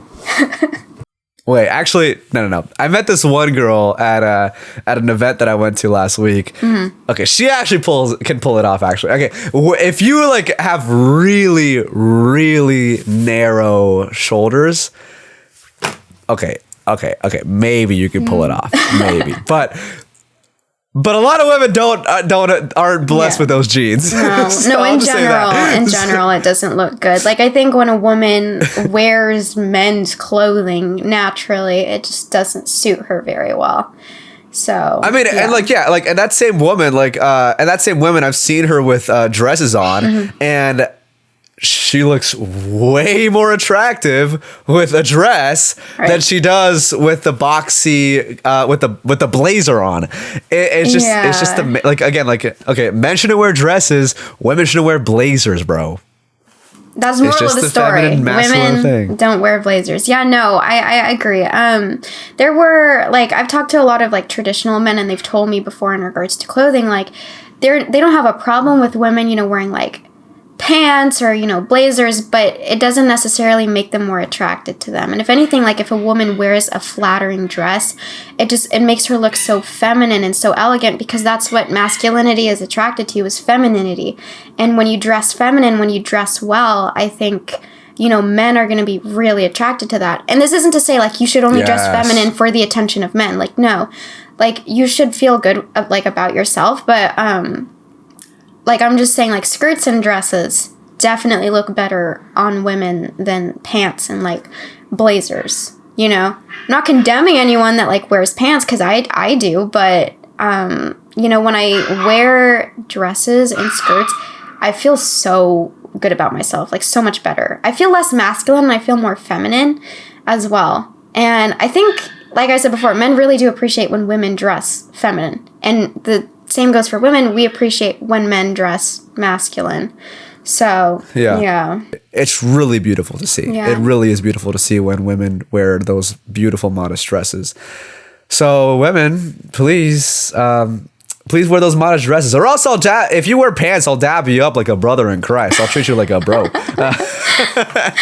No, that's beautiful what you just said. I totally agree. Like, when you dress modestly, and I've heard this from so many people, you give off the right impression. And I think when a woman dresses very elegantly and very feminine, it demands respect from men. Because, you know, if you're going to go out wearing, like, yoga pants and, like, a sports bra, you're not really asking people to respect you. You know, that's the message that you're sending. And everyone should be treated with dignity. Everyone should be treated with respect. But the way you dress matters, because that is going to affect the way that people treat you. And modesty, you know, when you're dressed just super well and you're wearing, like, these pretty dresses, like, men don't objectify you. They tend not to. At least that's not, like, their first thought. You know, they really appreciate you know, your beauty, like the actual beauty, not just your body, but they can see, like, everything, like, wow, like, she's beautiful. You know, not like, oh, wow, she's hot, she's got a big butt. Like, that's not what they're thinking when you dress well. You know, they're thinking, wow, she looks really good. Like, I can appreciate the fact that she looks beautiful. So, yeah. No, it's exactly on point. But yeah, that being said, fashion tip for women, at least from my end, baggy pants, they can look cute sometimes, I guess, but pants usually are, I mean, I think naturally through, like, so much of human history that they've been associated with women, unless you're Irish, I guess, but you know, you know, because of the Celts. So you know, I think that traditionally it's been so associated with women for such a long time. And maybe there's the argument that, like, some people, if you go far back enough, that, like, you know, even all men wore skirts maybe, but I don't know. I think that it's definitely fair to say that, like, skirts are definitely more associated with the female sex. Mm-hmm. And wearing pants might be a little it's probably not as feminine as wearing skirts. I think it definitely is not as feminine as wearing skirts, actually. So I would abstain from baggy pants if you have baggy pants. I mean, it's fine. They're still like modest, I guess. But you kind of look like a bro to me. No, I agree. Like, it's not very feminine. You know, obviously, like, when you think of feminine fashion, you think of skirts, you think of dresses, you think of, like, floral patterns and all of that. And again, you don't have to wear all that stuff as a woman if that's really not your style. But I am saying that, like, those are what accentuate your femininity. But it's, and I will say too, though, like, I don't know if you've heard of, I mean, you know who the religious hippie is, right? You've heard of her, you've seen her before. And I don't know if you know about it, but there was a post that she made, and she was wearing, like, this very pretty blue dress, and she was wearing, like, a white top with it. And it was, like, slightly above her knees. It was nothing scandalous. But Haram! Haram! No, I'm kidding. It was nothing scandalous, but people, like the RadTrads, the radical Catholics, they came after her, and they tried to cancel her for wearing something that was slightly above her knees, and they were like, oh, what kind of attention is she begging for? Like, she has a fiance, like, what is she trying to do? Like, men are gonna have lustful thoughts over this. And I'm like, are you kidding me right now? Like, there's that side of the modesty that I will warn people about. Like, that's not the message we're trying to send. We're not trying to condemn you if you wear things slightly above your knees, if you wear something different. Like, that's not the message we're trying to send here. Like, y'all need to chill out to the RadTrads. Like, calm down. Fair enough. But I do think that we should add a little bit of nuance, because I think that there is, now I'm not a rad trad. I mean, like, I am radically traditional, but, like, I don't think that I think that a lot of the people that call themselves radically traditional might actually have some ideas and stances on theology and on Catholicism that aren't actually traditional. Yeah. If anything, they're more on the little T traditional, like there's a difference between big T traditions and little T traditions in the Catholic faith. I think that they're more a lot of them tend to have like a borderline idolatry for the little T traditions, like the little T traditions that can be abolished. And because they might not have the best catechesis, they might think that the church abolishing certain little T traditions means that the church is in error or is in heresy or whatever, which would call into question if they really believe that it's the one true church. So, but yeah, like I think it's bad. I think a lot of them tend to have bad catechesis, and so the whole label of radical traditionalist, I think it's a contradiction in of itself, because they're not really radically traditional, because if they were, they would be completely obedient to the living office of the church. That's a good point. And they would submit to everything that it states, and they would, and also submitting to the diversity that can be allowed in the church. So I would consider myself a radical traditionalist in that sense. But in the sense that it's usually known for, I don't think it's radically traditional at all. Or maybe it might be in some cases, but like I don't think I think it has a lot of air into like what the reputation has. I think mad trad would be a better And I'm not trying to insult like that, but like, you get what I'm saying. Like it's not it's an imperfect tradition. It's imperfectly traditional. That being said, like I will say that I think a lot of them do have some I think if they go through the angle of calling out, like looking at and I think this is a good time to talk about modest influencers, because I know that's what you do, right? I know that's what you tend to do. Like you do a lot of influencing and modestly, and influencing modestly, and there are, and I think there is an argument to be made that appealing to the whole factor that women do get like this high, this really like this dopamine from getting attention more so than men.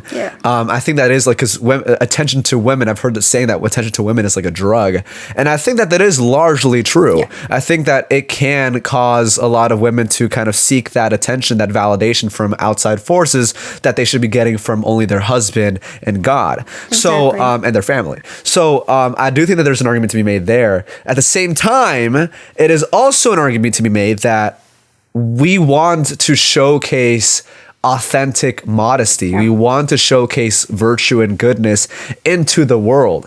And I believe there is a way to do that without being immodest about it, even if you're wearing modest clothing. I think there is a way. I think that, again, like you talked about, the modesty of the heart. I think that if a woman is dressing all modest, but she's like thirsting for likes in the internet, that is not modest in itself, because you're arrogantly calling attention upon, like, oh, look how modest I am, right? Then that would defeat the purpose of modesty, right? So I think there is a difference there, but that doesn't mean that every woman that posts online about her modest dress is automatically immodest in her heart. I think that is a judgment of the heart that is not our place to make.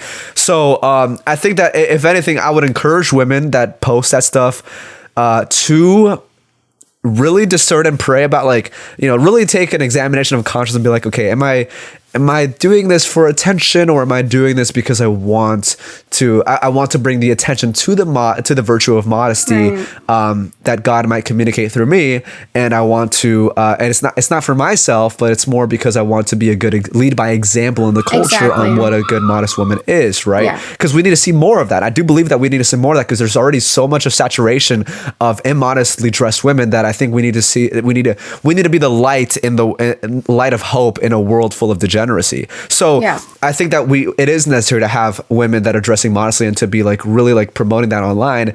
But if a woman is falling into the sin of immodesty of the heart, which can be a sin, at least the way I see it, I think that is something that is worth to take account in, and we should be, and women should rightfully, and if a woman is falling into that, she should definitely be taking a break and be like, okay, like let me refocus on Christ and like make sure that my intentions are purified. No, exactly. I totally agree. Like, you know, with me running a page too, sometimes I'll find myself like bringing a lot of the attention like onto myself instead of like Christ. And that's when I take a step back and I'm like, okay, like I need to take a break. I need to like think about what I'm going to post, what the intention behind that is. Like, why am I posting it? Do I want people to like me more?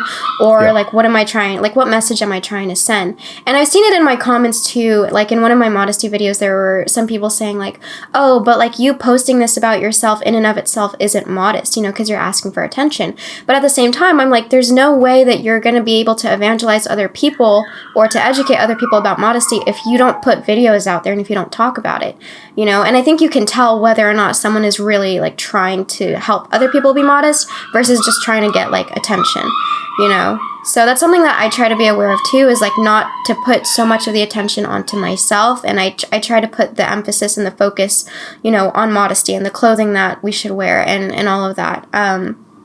But yeah, that argument of like, yeah, you shouldn't be posting because that's immodest. I'm like, you commenting this or you posting about it I could also say the same thing, like that's immodest of you because it's asking for attention as well. You know, like the thing with social media is that we're all asking for attention. You can get really scrupulous about it, and that is kind of the whole point of social media, is to literally call attention upon yourself. Yeah. So you know, if somebody's so scrupulous about it, they could literally make the argument that like, you know, like using social media in general is just sinful, which obviously it's not. And of course, right, we want to promote virtue, and of course, you know, there's a way to go about it that's not immodest. Like, and I know some people might be like, well, aren't you contradicting yourself with the fact that you're saying we have to conceal what is good, because that's modest and not arrogantly call attention to yourself? But there are factors that can change the context of the situation. Like, it's very different to say women should not be exposing their breasts in public and men should not be exposing their penises in public versus saying women shouldn't dress modestly online to promote virtue. Yeah, there's a difference there. Clear difference. I mean, I will say that there's a lot of women out there who kind of like virtue signal a little bit, and they're like, oh, look at me, I'm being modest. Like, you should be like me because I'm so good. I have such a good character. I'm so virtuous. Like, that's the, like, immodesty of heart, you know, versus someone who's like, you know, I try to be modest. This is what I do to glorify God. And you should, you know, I'm trying to communicate this so that you can learn from it too. Like, there's a difference for sure. But yeah, like the thing with being on social media is like, it's all for attention. Like, you can't tell someone you're begging for attention. Yeah, no kidding. I'm on social media. Like, I'm trying to get your attention, you know? Yeah. Yeah. And I think at the end of the day, it's like, what exactly are you trying to bring attention towards? Yourself, ultimately? Like, yeah, like you are trying to, obviously you're by nature, like you have to bring attention to yourself because it's like you posting the account, right? Posting on the account. But are you trying to glorify yourself or are you trying to glorify a good that comes from God? Exactly. I think that's really like something that you have to take discernment in. And of course, if you catch yourself, you know, having vanity about it and having arrogance about it, you should definitely like take the proper precautions to kill that and refocus in on a humble way of going about promoting virtue and exposing it rather than doing it with impure intentions. Yeah. But yeah. You know, we're talking about your Instagram right now. I thought this would be fun. I thought we could review some of the comments of your Instagram. Okay, cool. No, I'm down. I haven't really looked at the comments. Yeah, you mentioned to me that you don't really look at the comments, which I think is a good thing. I think that that can be a good precaution for women that post modesty online. I think it is a good precaution to not look at the likes and the comments because I think that could that could risk your heart into the immodesty of like, you know, wanting to see like, oh, look at all the people that are liking my stuff. Oh my gosh, I'm getting all this attention. Yeah, I think it is good that you don't check the comments. So we're only checking the comments because I think it's gonna be fun here. And oh no! Here we go to this one. This one right here. This one right here. We'll show it on the screen. Oh, I'm getting ready for church. Whoever wipes this up won a lottery ticket. Oh man! Your reaction?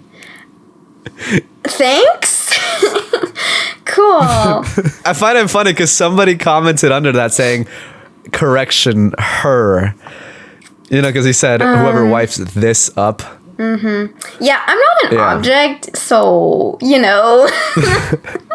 Thanks, I guess. This is real. Then there's this comment of is it a GIF? Oh no. It's a GIF of Tom and Jerry.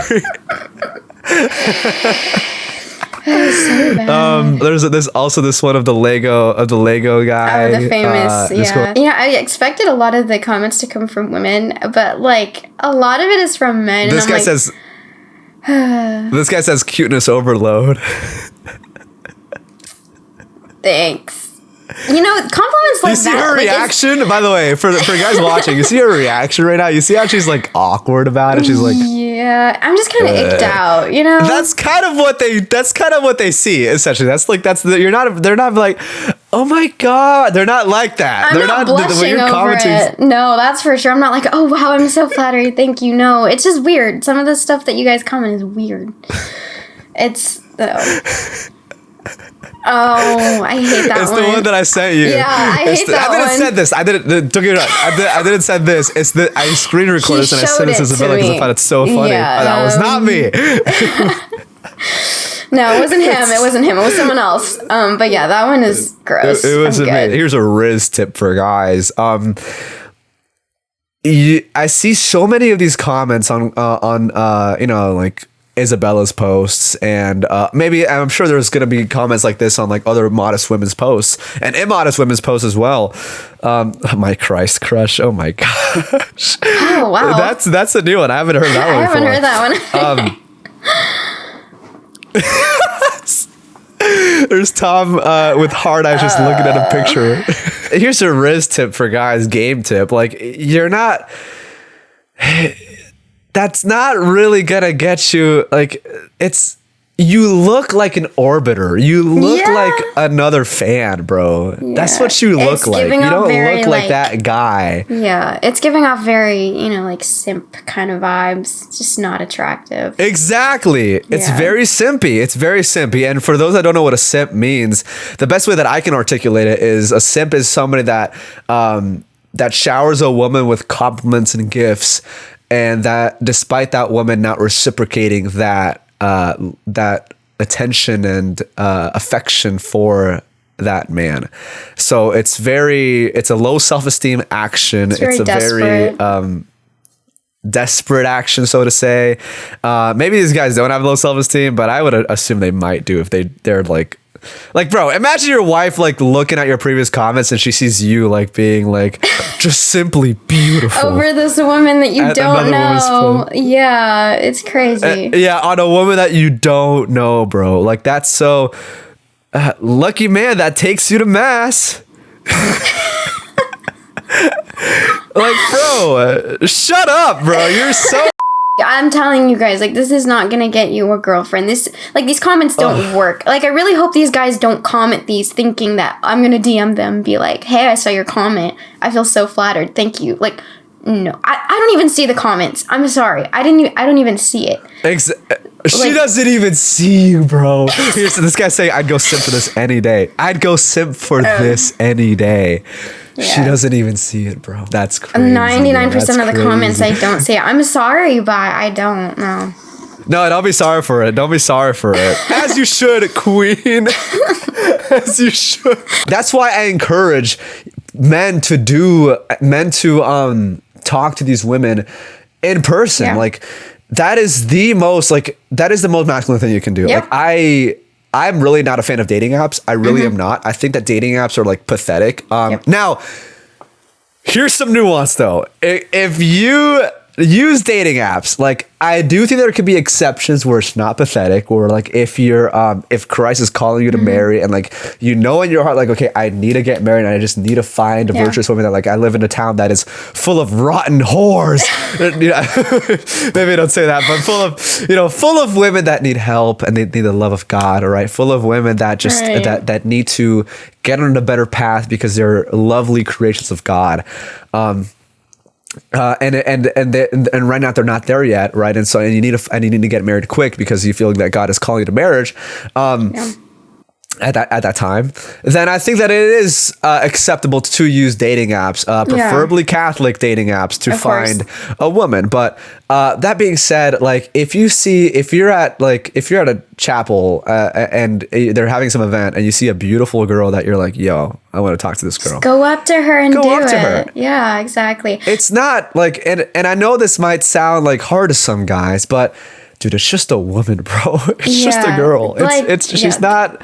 There's so many other people that you could meet. And I will say too, like as a woman, if a guy goes up to us, and even if we're not into him, if he still goes up to us and musters up the courage to like ask us out, like we really appreciate that. And like it gives us the right impression. We're like, okay, like he seems like a really masculine guy. He seems very intentional. You know, like just do it. I know for some guys it's hard, but like just do it. Like, what's the worst that could happen? And be a gentleman about it. I mean, like, if you're really that scared about like how she'll reject you, I mean, like, you can just be a gentleman about it. If you're a gentleman about it, and you're respectful about it, like that's what being a gentleman is included, I guess. But you're not.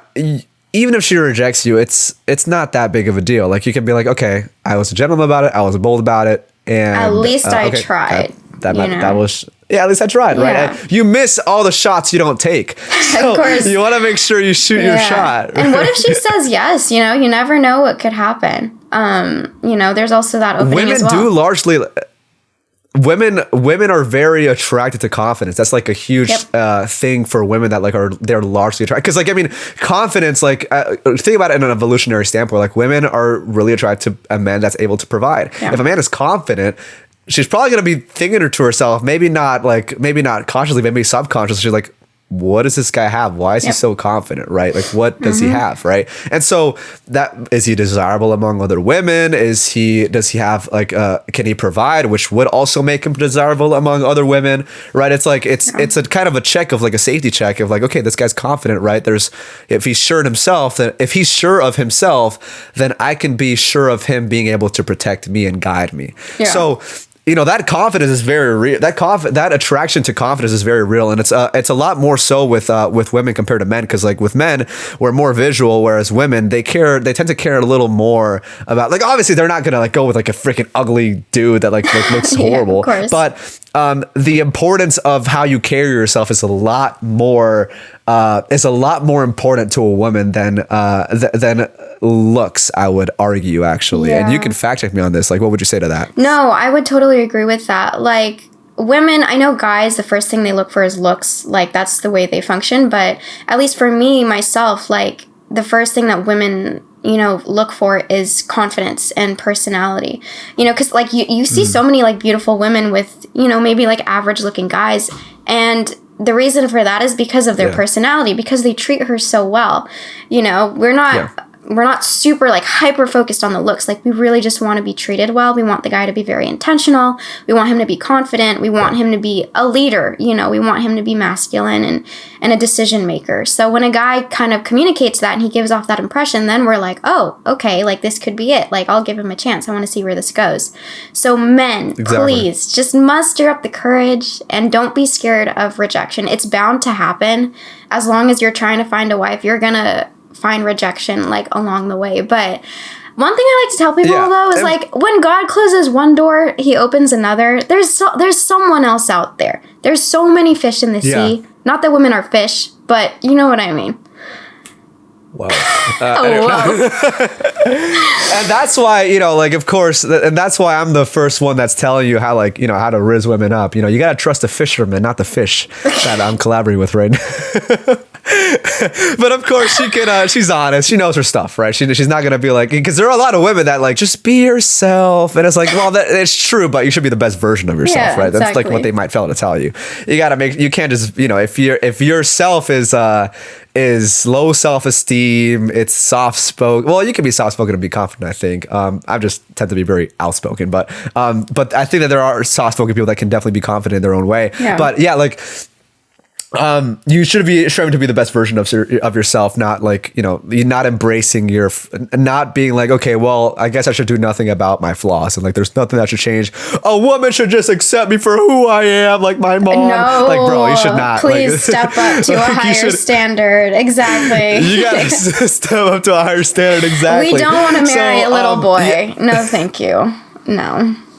Real, exactly. So yeah, you definitely should be striving to be the best version of yourself as a man, and of course that means being decisive, being confident, taking the lead. Right? These are all things that are masculine traits, and like that, and decisiveness. That's a huge thing. Like I think that men should definitely like, and I struggle with this sometimes as well, because I think that I usually in my life I kind of tend to be a little more private, and that doesn't allow me to practice so much of decision making unless it comes to myself, because there's no other people that tend to be kind of me. And that's one thing that I want to drive home. Like with men, you want to be, if you want to get more decisive, more confident, etc., you want to practice it. You want to put yourself in situations where you're forced to practice it. That's why I recommend sales to a lot of men. Like sales can really help you out, because like sales, there's a lot of decisiveness and a lot of confidence that goes into sales. It'll really shape you up. Yeah. Like you won't be able to see yourself like you won't be able to like the person that you will see yourself in like a month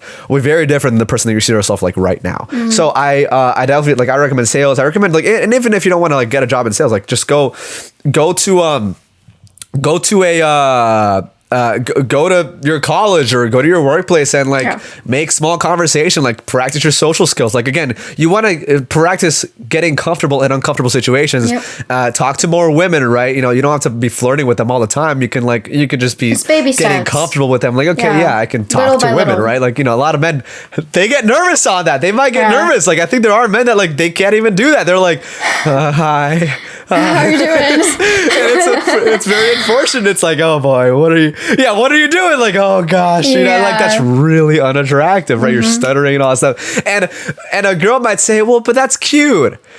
You don't want her to say that's cute. Like that just sounds like, very condescending, bro. So that sounds kind of, that's cute. Yeah, exactly. It's like, bro, she's looking at you like a dog, bro. That's what she's looking at you like, bro. Like that is not what you want. You want to be like, oh shoot, like this guy's like a leader. Like you want more of that reaction rather than like, oh, he's stuttering in his words. Oh, that's so terrible. Cute. Yeah.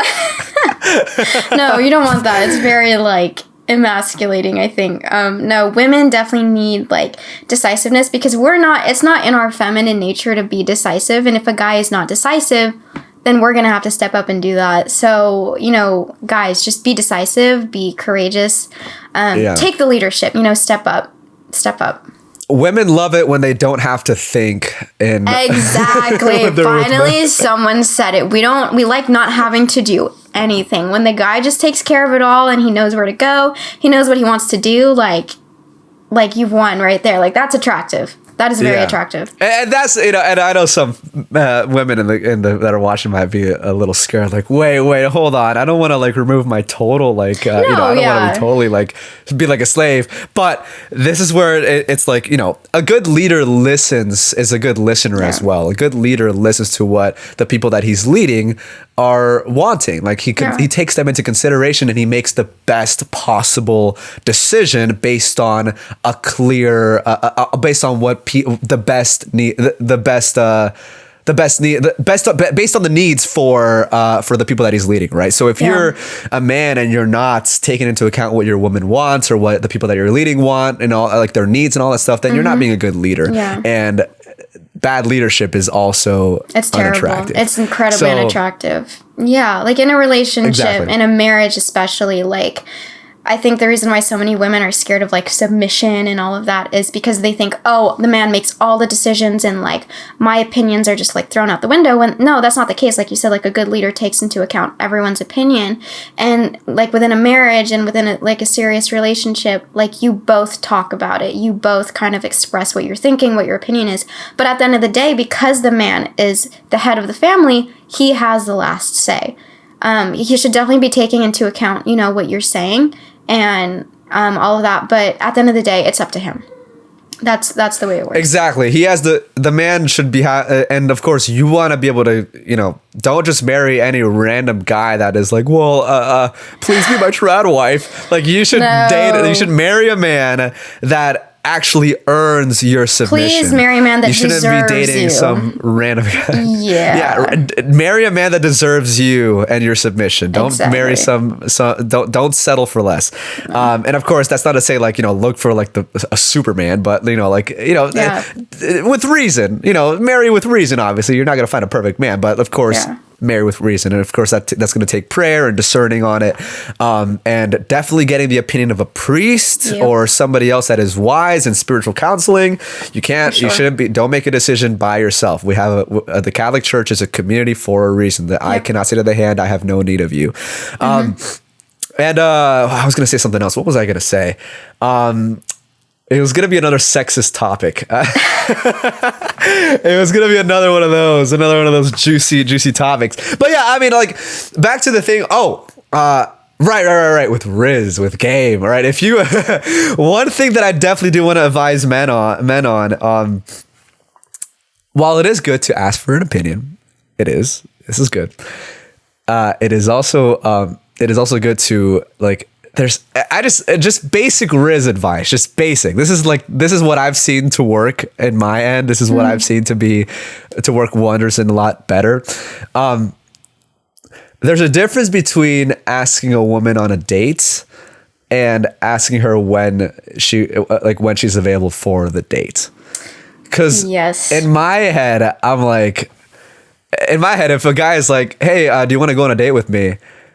I know it seems like a small detail, but to me, even that language is just not very confident. It's just like, I could imagine somebody like, do you want to go on a date with me? Like, no. Yeah, exactly. It's like, I'd like to take you out. Can I take you out? There's a difference. I get it. Yeah. No, not even that. See, don't listen to the fish on this one. See, even that is wrong. See, right here is where I would say let's go on a date. Okay. When are you available? Okay. So then it's not like I'm already that calm. Like I already know you want to go on a date with me, and if you don't, then you're probably like insane.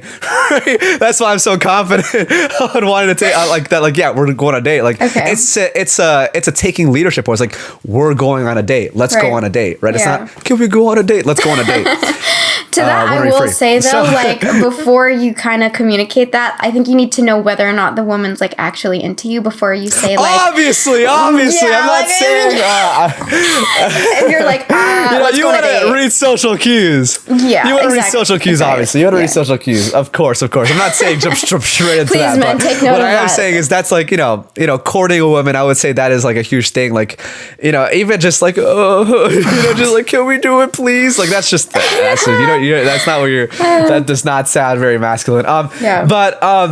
With social cues, like and you can read social cues. You should try to read social cues. You can. I think women do largely make it obvious when they're into you. I think if a woman is into you, you'll know. Like maybe she glances at you, like she like looks at like not just like not like that. Maybe like she like as she's walking by, she like looks at you like that, and then she like maybe like a 3-second look or a 2-second look or something like that. I don't know, like some like a good solidified look that she might look at you that like clearly shows like, oh hey, like I'm right here by the way, like something like that. It's very subtle, but we purposely send I do think it's clear. Yeah, we purposely send hints. Purposely will send hints. Yeah. They will purposely send hints, and I think and then after that, it's up to you to like go up to her and be like, hey, my name's etc. Like and then just kick a conversation and like be like, I think you're beautiful. Like I'd love to go on a date with you. Like when are you available later tonight or whatever? Like and you see how I just said it. It flows. It's just natural. Gentlemanlike.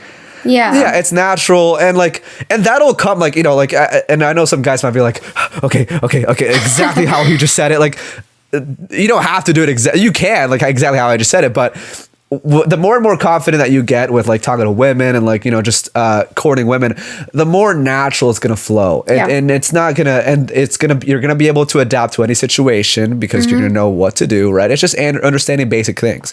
Yeah. So I know Isabella agrees with everything that I just said. No, so I totally let's do. move on. Yeah. So let's move on to the next topic. I think we've covered enough. But yeah, I really, I still have your comments of it from that one video. I think it's so funny. But yeah, preferably, to wrap this up, don't comment on a woman's post, be like, oh my god, you're so beautiful, like all these simpy gifts. That's not attractive. That's not gonna get you, that's not gonna make her be like, oh, he's different. No, what makes, and some guys might be like, well, you just said, hey, you're beautiful, what's your name? Like, isn't that commenting women? But the difference is, not every guy compliments a woman in person. Yep. That's very rare. It is rare. That doesn't happen all the time. Exactly. Yeah. See, look, she knows. Yeah, I know. Listen, bro, I know these things, bro. I know. See, like, so it's rare. It's rare for women to encounter that. Unless like maybe it might get less rare if you're more like if you're like some model in Hollywood that's like dressing scantily clad or whatever. But a lot of men generally like don't really do that. They tend to be orbiters. They tend to be simps in the comments saying, "Oh my god, you're so beautiful." It's a lot easier to say stuff through a screen than it is to walk up to a woman and say, hey, like, and give her like a genuine compliment, a gentleman compliment. So, without being like, you're like beautiful. Yeah, don't hide behind a screen. Don't. Yeah, it's completely different. Exactly. So now, if you find a woman that's like online and you're doing online stuff, then yeah, I guess it's different. Like, but at the very least, do it in the DMs, right? At least do it in the DMs. Have some self-respect, just between the two of you. Don't make it public. At the very least, do that, right? At the very least, that. Yeah, she might spill it if she's like if she really doesn't like your guts, but it's fine. Like if you're you can't really make somebody look bad if they were a gentleman to you in the DMs or in person. Yeah. You can't really make them look bad. Like what? Like if anything, they'll just make fun of you for being like, oh, look, he was into me. But like, like a lot of people will say, like, if they start talking about, or they start showing like how he asked you out or whatever, and like, oh wow, he was quite the gentleman. A lot of women will respect that. They'll be like, you know what? That was actually like what Isabel was just saying. Yeah, like a lot of women would respect that. Mm-hmm. So don't go in the comments. Don't simp in the comments, please. Please. Coming from a woman. Catholic men. Don't do it. If you're serious about marriage, don't do it. Don't do it. No. Also, for the sake of your future wife, I just feel bad for like your future wife if she sees you just being like, "Oh my gosh, you're so beautiful." If I was like seeing a guy and I saw his comments on another woman's post, like sending all those like Tom and Jerry gifs, I'd be like, "What is this? Like, this is simpy. This is bad. Like, you have no self-respect, you know?" Agreed. Exactly. Right on. All right, let's move on to makeup. I am against makeup. I think it should be burned to the ground. It is deception. It is sorcery. It is brujeria. It is witchcraft. It needs to be disintegrated like how Thanos snapped his fingers. Now, I know you're wearing makeup, and I'll give my full take. I don't think it's like all bad, so to say. I think I do think that there is light makeup like how you're wearing it right now. I think there is like light makeup that's acceptable, right? But that being said, there is makeup that like deceives, like it's like actually like actual deception. Like you like a woman is like looking like one way and the next, like she looks like a freaking troll, and then no offense, but like she doesn't look very desirable, let's just say that. Like she's missing all her teeth, she's like really ruined herself like with a bunch of like she has a lot of acne or whatever, and then she just she just commits witchcraft essentially, and then she looks very different. I know what you mean. No, I've seen some crazy transformation videos.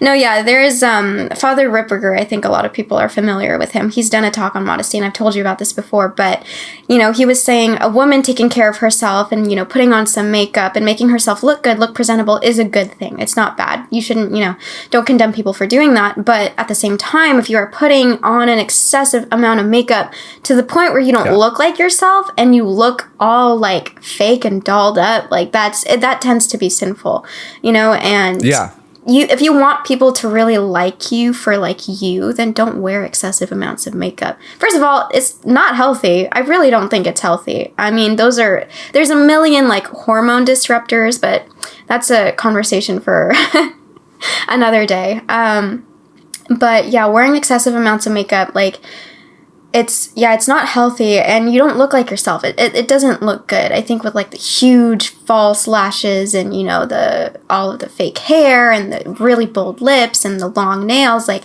if you want to do that, cool. But also, like, if you're serious about being Catholic, being simple, and, you know, embracing your true beauty, I would say to stay away from those things, you know? Exactly. And I think that there is a huge difference to be made with, like, okay, well, you know, like, because I do think that because it's such a drastic change of appearance that it's so bad because it's not your natural self. And I know some people might be like, well, what about working out? Isn't working out changing your appearance drastically given long enough time? Yes, but the difference is that is natural. That is how God created your body, and that is what you can get from your body through under God's will. Yep. Whereas makeup is artificial. It is not natural. Yeah. So you are putting something artificial onto you to change your body. Which I'm sure some people can already start imagining. Like, some Catholics are probably like just thought themselves artificial contraception. Whoa, right? So, you know, like, of course that's a different thing, but, like, you get what I'm saying. Mm-hmm. So, it's I do think that it's very now, obviously. I will say, though, I am a little radical on the makeup question. I do agree. I don't think it's sinful to, like, apply, like, you know, a decent amount of makeup to look presentable. Yeah. Sure. I think that's like, you know, not inherently sinful. I think that would be scrupulous to call it sinful. Yeah. That being said, my utmost respect for women that do not wear any of it, that don't wear any of it. Mm-hmm. I will say, like, I do think that, like, it is, like, a certain, like, virtue to, like, wear just no makeup at all, and just, like, you know, like, if you want to, like, you know, pluck your eyebrows and, like, you know, again, working with the natural things that God has given you, that's fine, sure, right? You know, like, put skincare routine, make sure your skin is nice and healthy. Yep. That's all good. That's all good. Like, mm-hmm. I 100% respect that so much. But yeah, makeup in general, I think, but makeup, too much makeup is definitely, it just doesn't make sense. It's like you wouldn't, it's almost as if you're catfishing somebody. You're literally catfishing them. I mean, eventually the makeup's going to come off. They're going to see your bare face and everything. Yeah. Your husband's going to like wake up from bed. He's going to see you and he's going to be like, I think I have a valid case for an annulment. Oh, no. That would be terrible. No. Yeah. And also I will say that, like, you know, when you get used to wearing excessive amounts of makeup, because I used to wear, you know, heavier makeup, and that tends to become your norm. And once you don't have that on, you feel really insecure. You feel like, oh my gosh, my bare face is so ugly. It's so terrible. I need all this makeup. Like, no, you don't.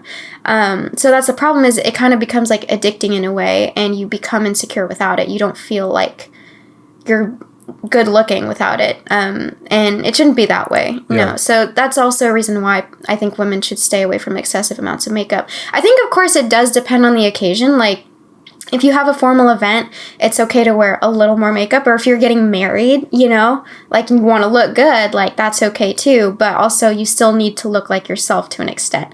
You know what I mean? Yeah. You're like, I don't fully agree. Yeah, I get it. I know that there's just a little salt that I should. There's well, you know, say there's a grain of salt that I'll take with that. I think I'll take, like, maybe a little bit of a cup of salt with that, but, you know, it's valid though. It's valid. Yeah. You know, like, there is. I think it's acceptable, sure, to, like, you know, there's you know, to, like, presentable, professional, whatever, right? Not look like, you know, just. Well, I don't know. At the same time, I do think that you can look professional without the makeup. You know, you look beautiful. Like, women, they just look, they're made in the image of God as well, and they just look so beautiful, and, like, without any makeup. I've seen so many women that look way more beautiful without makeup. I just look at them like, why do you wear makeup? Like, you literally make yourself more like you literally lessen your attractiveness when you wear makeup. And some women don't believe that. They're like, no, you're crazy. Like, oh my gosh, like, I need the makeup. I'm like, you're insane. Like, this is why women shouldn't think. Like, you literally don't even know what looks good on you. You did not just go there. Oh, no.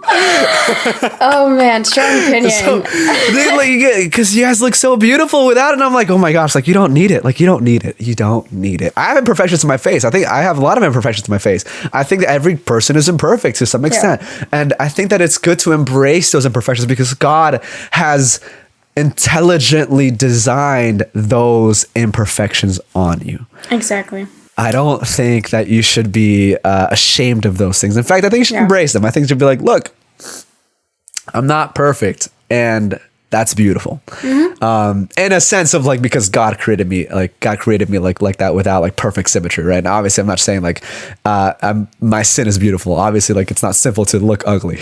Obviously. Of course not. Unless you're like, unless you're like, obese or whatever, then like, that could be potentially sinful if you're like, if you're gluttonous, right? That's sinful. But like, the stuff that's out of your control, like your height or your, like your not your face not being symmetrical, that's not inherently sinful, obviously. Mm-hmm. So yeah, women need to really, I pray that women really stop drawing on their face one day. I think that Isabella, I think you don't need the makeup. You don't need it. You don't need it. I think there's a lot of women like you. In fact, I think all women are. In fact, I think all women should really think about like, maybe I don't need. Maybe I'm beautiful just the way that God intelligently designed me. No, maybe I look professional just as I am. I think that's valid. Like, you shouldn't feel like you need makeup. That's not the purpose of it. Like, oh, you're ugly, that's why you need this. Like, no, like, you look good already, but if you want to accentuate the good features that you already have, then use a little bit of makeup. But at the end of the day, like, you should be really confident within yourself and what God's given you and what natural beauty like you have. So yeah, you shouldn't feel like you need it. Otherwise, there's kind of a problem. At the end of the day. Yeah, exactly. At the end of the day, God created you. God did not create you unpresentable. Exactly. Literally. He's like the creator of the universe. That went hard. That went hard. He like made you perfect in pretty much like every single way. So there's nothing wrong with you. No. Unless you're like getting obese, then you should probably like work on yourself. But yeah.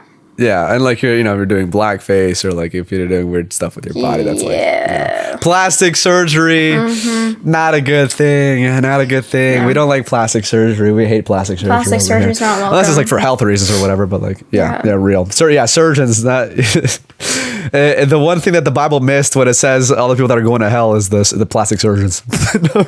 I know it's a bit extreme. I'm joking, by the way. A lot of my humor tends to be dark, as you guys can tell. Like the Bible verse where it says like, like the Bible verse where it says like all the adulterers, all the liars, all the abusers will be in the lake of fire. The Bible missed all the plastic surgeons.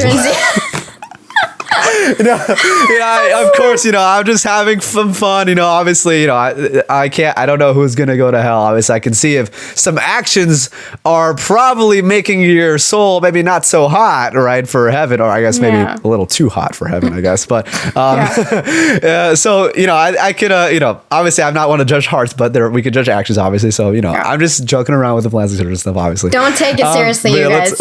Lastly, let's cover Calendar Gate. For those that don't know what Calendar Gate, it's pretty much this scandal that recently happened on Twitter.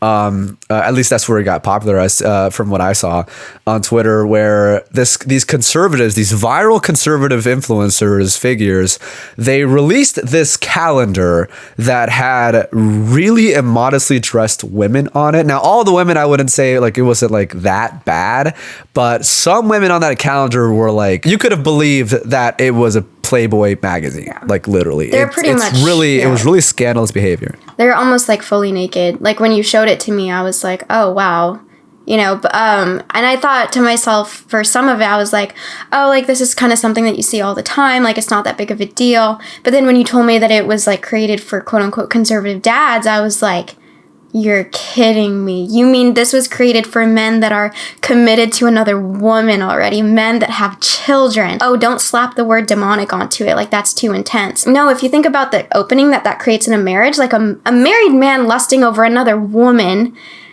like, if you think about the way that affects a marriage and a relationship and the consequences that has on, like, the children too, yeah, I'm going to say that it's demonic. Like, that creates an opening. That's not something that should be accepted. Exactly. It's like...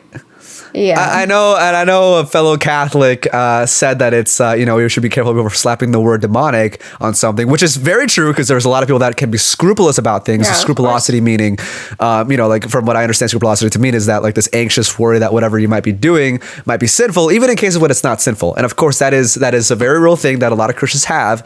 So yes, I do think that there could be room for scrupulosity, but and that's why we should be careful with slapping things with the label demonic, right? Exactly. Because when we say it's demonic, it's like, okay, it's actually evil.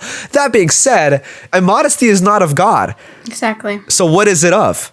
So it's like, I think it's very fair to label it demonic. Yeah. And I will say this, there are people that are uncharitably rebuking, correcting, abusively correcting a lot of these people, which I think is also demonic. I don't think that it's right to abusively connect this. Like if you keep in mind like how we've been talking, me and Isabella have been talking about this whole Caldergate scandal, we've been very careful not to condemn the person. We've been very careful not to speak ill of the person. We condemn the action. And that's so important because we have to remember we love these sinners. We are all sinners. We love these people. God loves every single person. He wants every single person to be with him in heaven. That doesn't mean every person will be there with him in heaven, but it does mean that he generally does want them to all to be in heaven. So we have to strive to have that same unconditional love for people. And abusively correcting somebody is not inviting them to change their lives and to live a better life in Christ. It's honestly just pushing them away. Exactly. I think it's very important to keep that in mind. And I think that it's very unfortunate to see some Catholics justify this because it's like, oh, it's not that big of a deal. It's whatever. It's like, oh, and they might even bring up the argument of the nude art of the Sistine Chapel and the Vatican in general. Yeah. It's like, and I know that there are arguments that can be made against nude art. I definitely understand that. Like, and I think that I personally am, I'm not solidified on that opinion yet, but I am starting to lean towards being against the whole thing altogether. Yeah.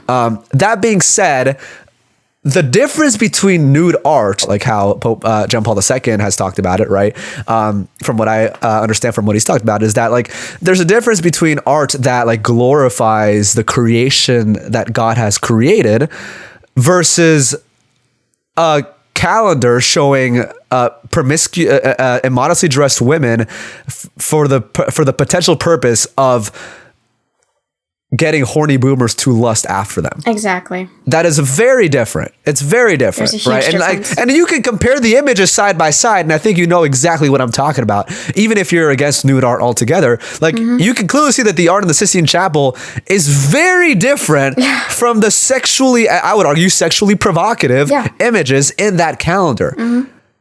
Exactly. No, it's a very valid concern. This calendar over here, you've got a pretty much fully naked woman, and the purpose of this, what's the other purpose?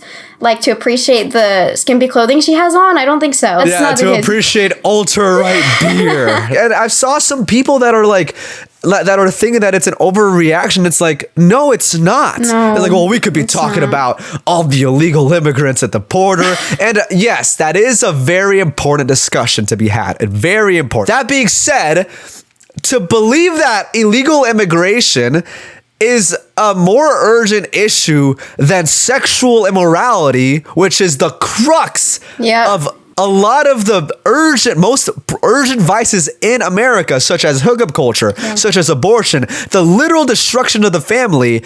Sexual morality is at the heart of that. It is a very important conversation to be had, and not only because it's like, okay, well, there are modest women dressed like that all the time. So what's the big idea? The big idea is the fact that you're trying to hijack a movement that's supposed to be based on Christian values, and you're trying to pretty much rebrand it to some leftist crap. You're trying to make it degenerate. You're trying to move it to some stage of liberalism that we do not want.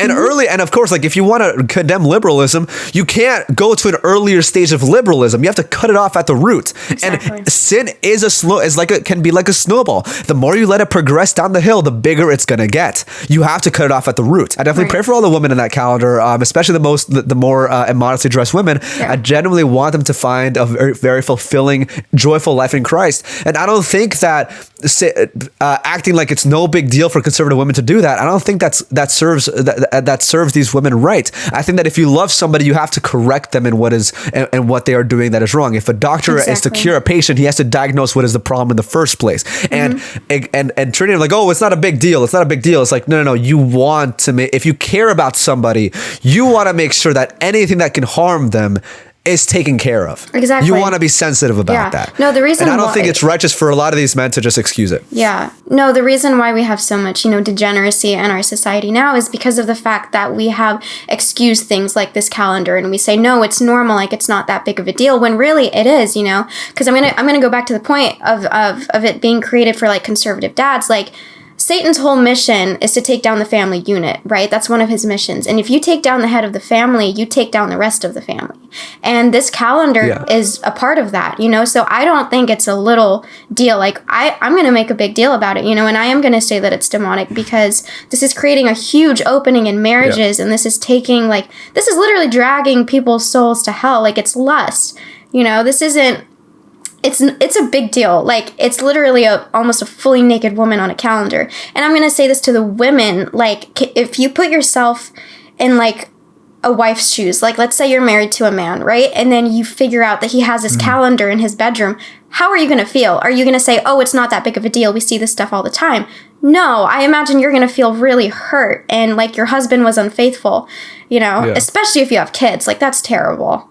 So I don't think it should be excused. And some women might and I think it's so unfortunate because like some women, like they might have that intrinsic feeling in them because it's like literally a distorted thing for your husband to be looking at these immodestly dressed women.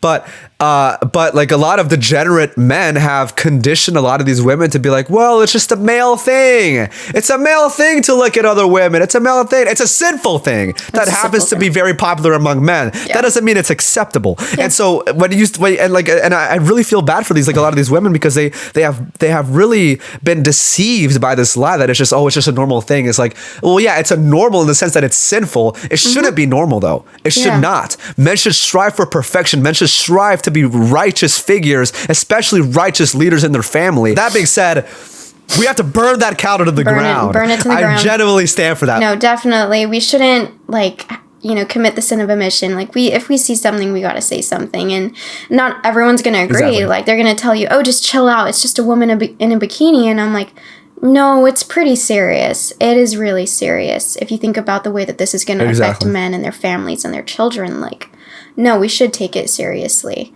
And I stand by that. Exactly. We have to push upstream of the culture. Exactly. And I know some people are saying well, we need to make a new calendar. What if there's a calendar of the nuclear family and promoting right-wing values?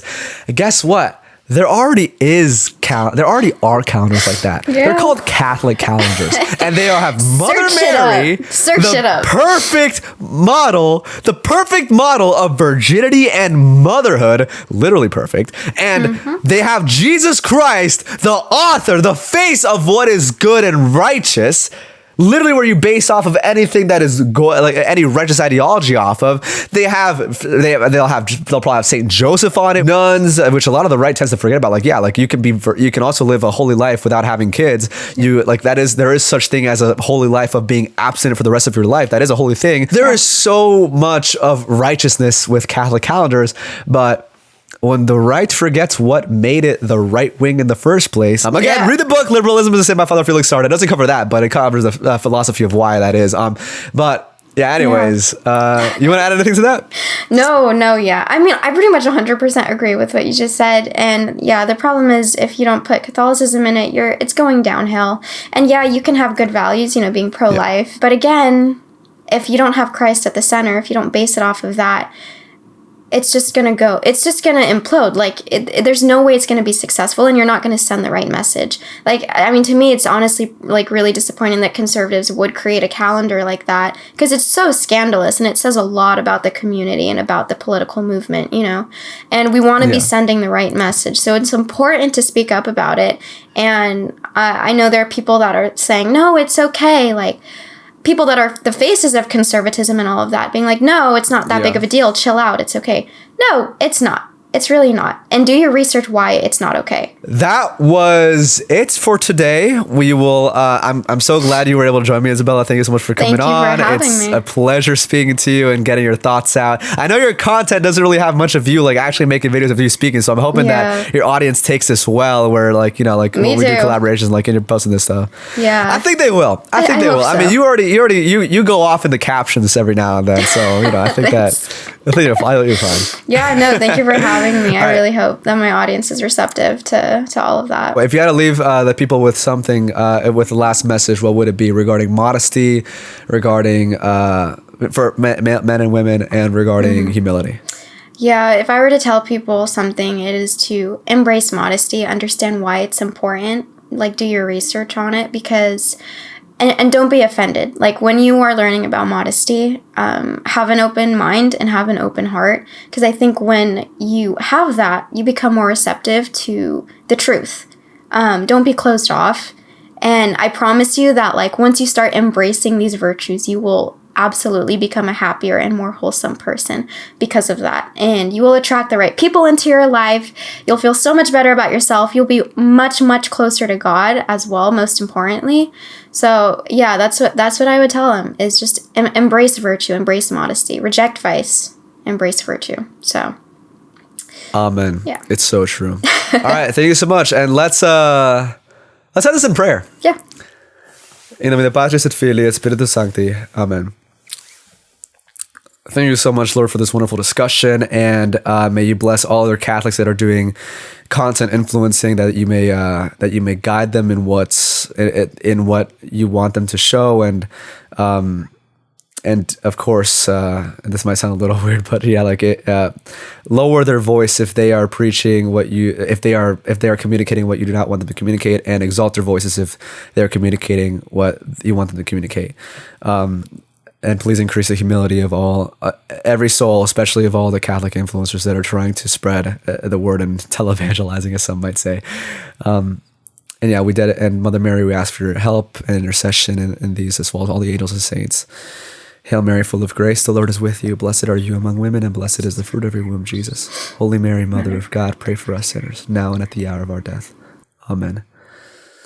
For the sake of his sorrowful passion, have mercy on us. In nomine Patris et Filii et Spiritus Sancti. Amen. All right. Thank you so much. Thank you. Bye-bye. Bye. Riding with me, dying with me.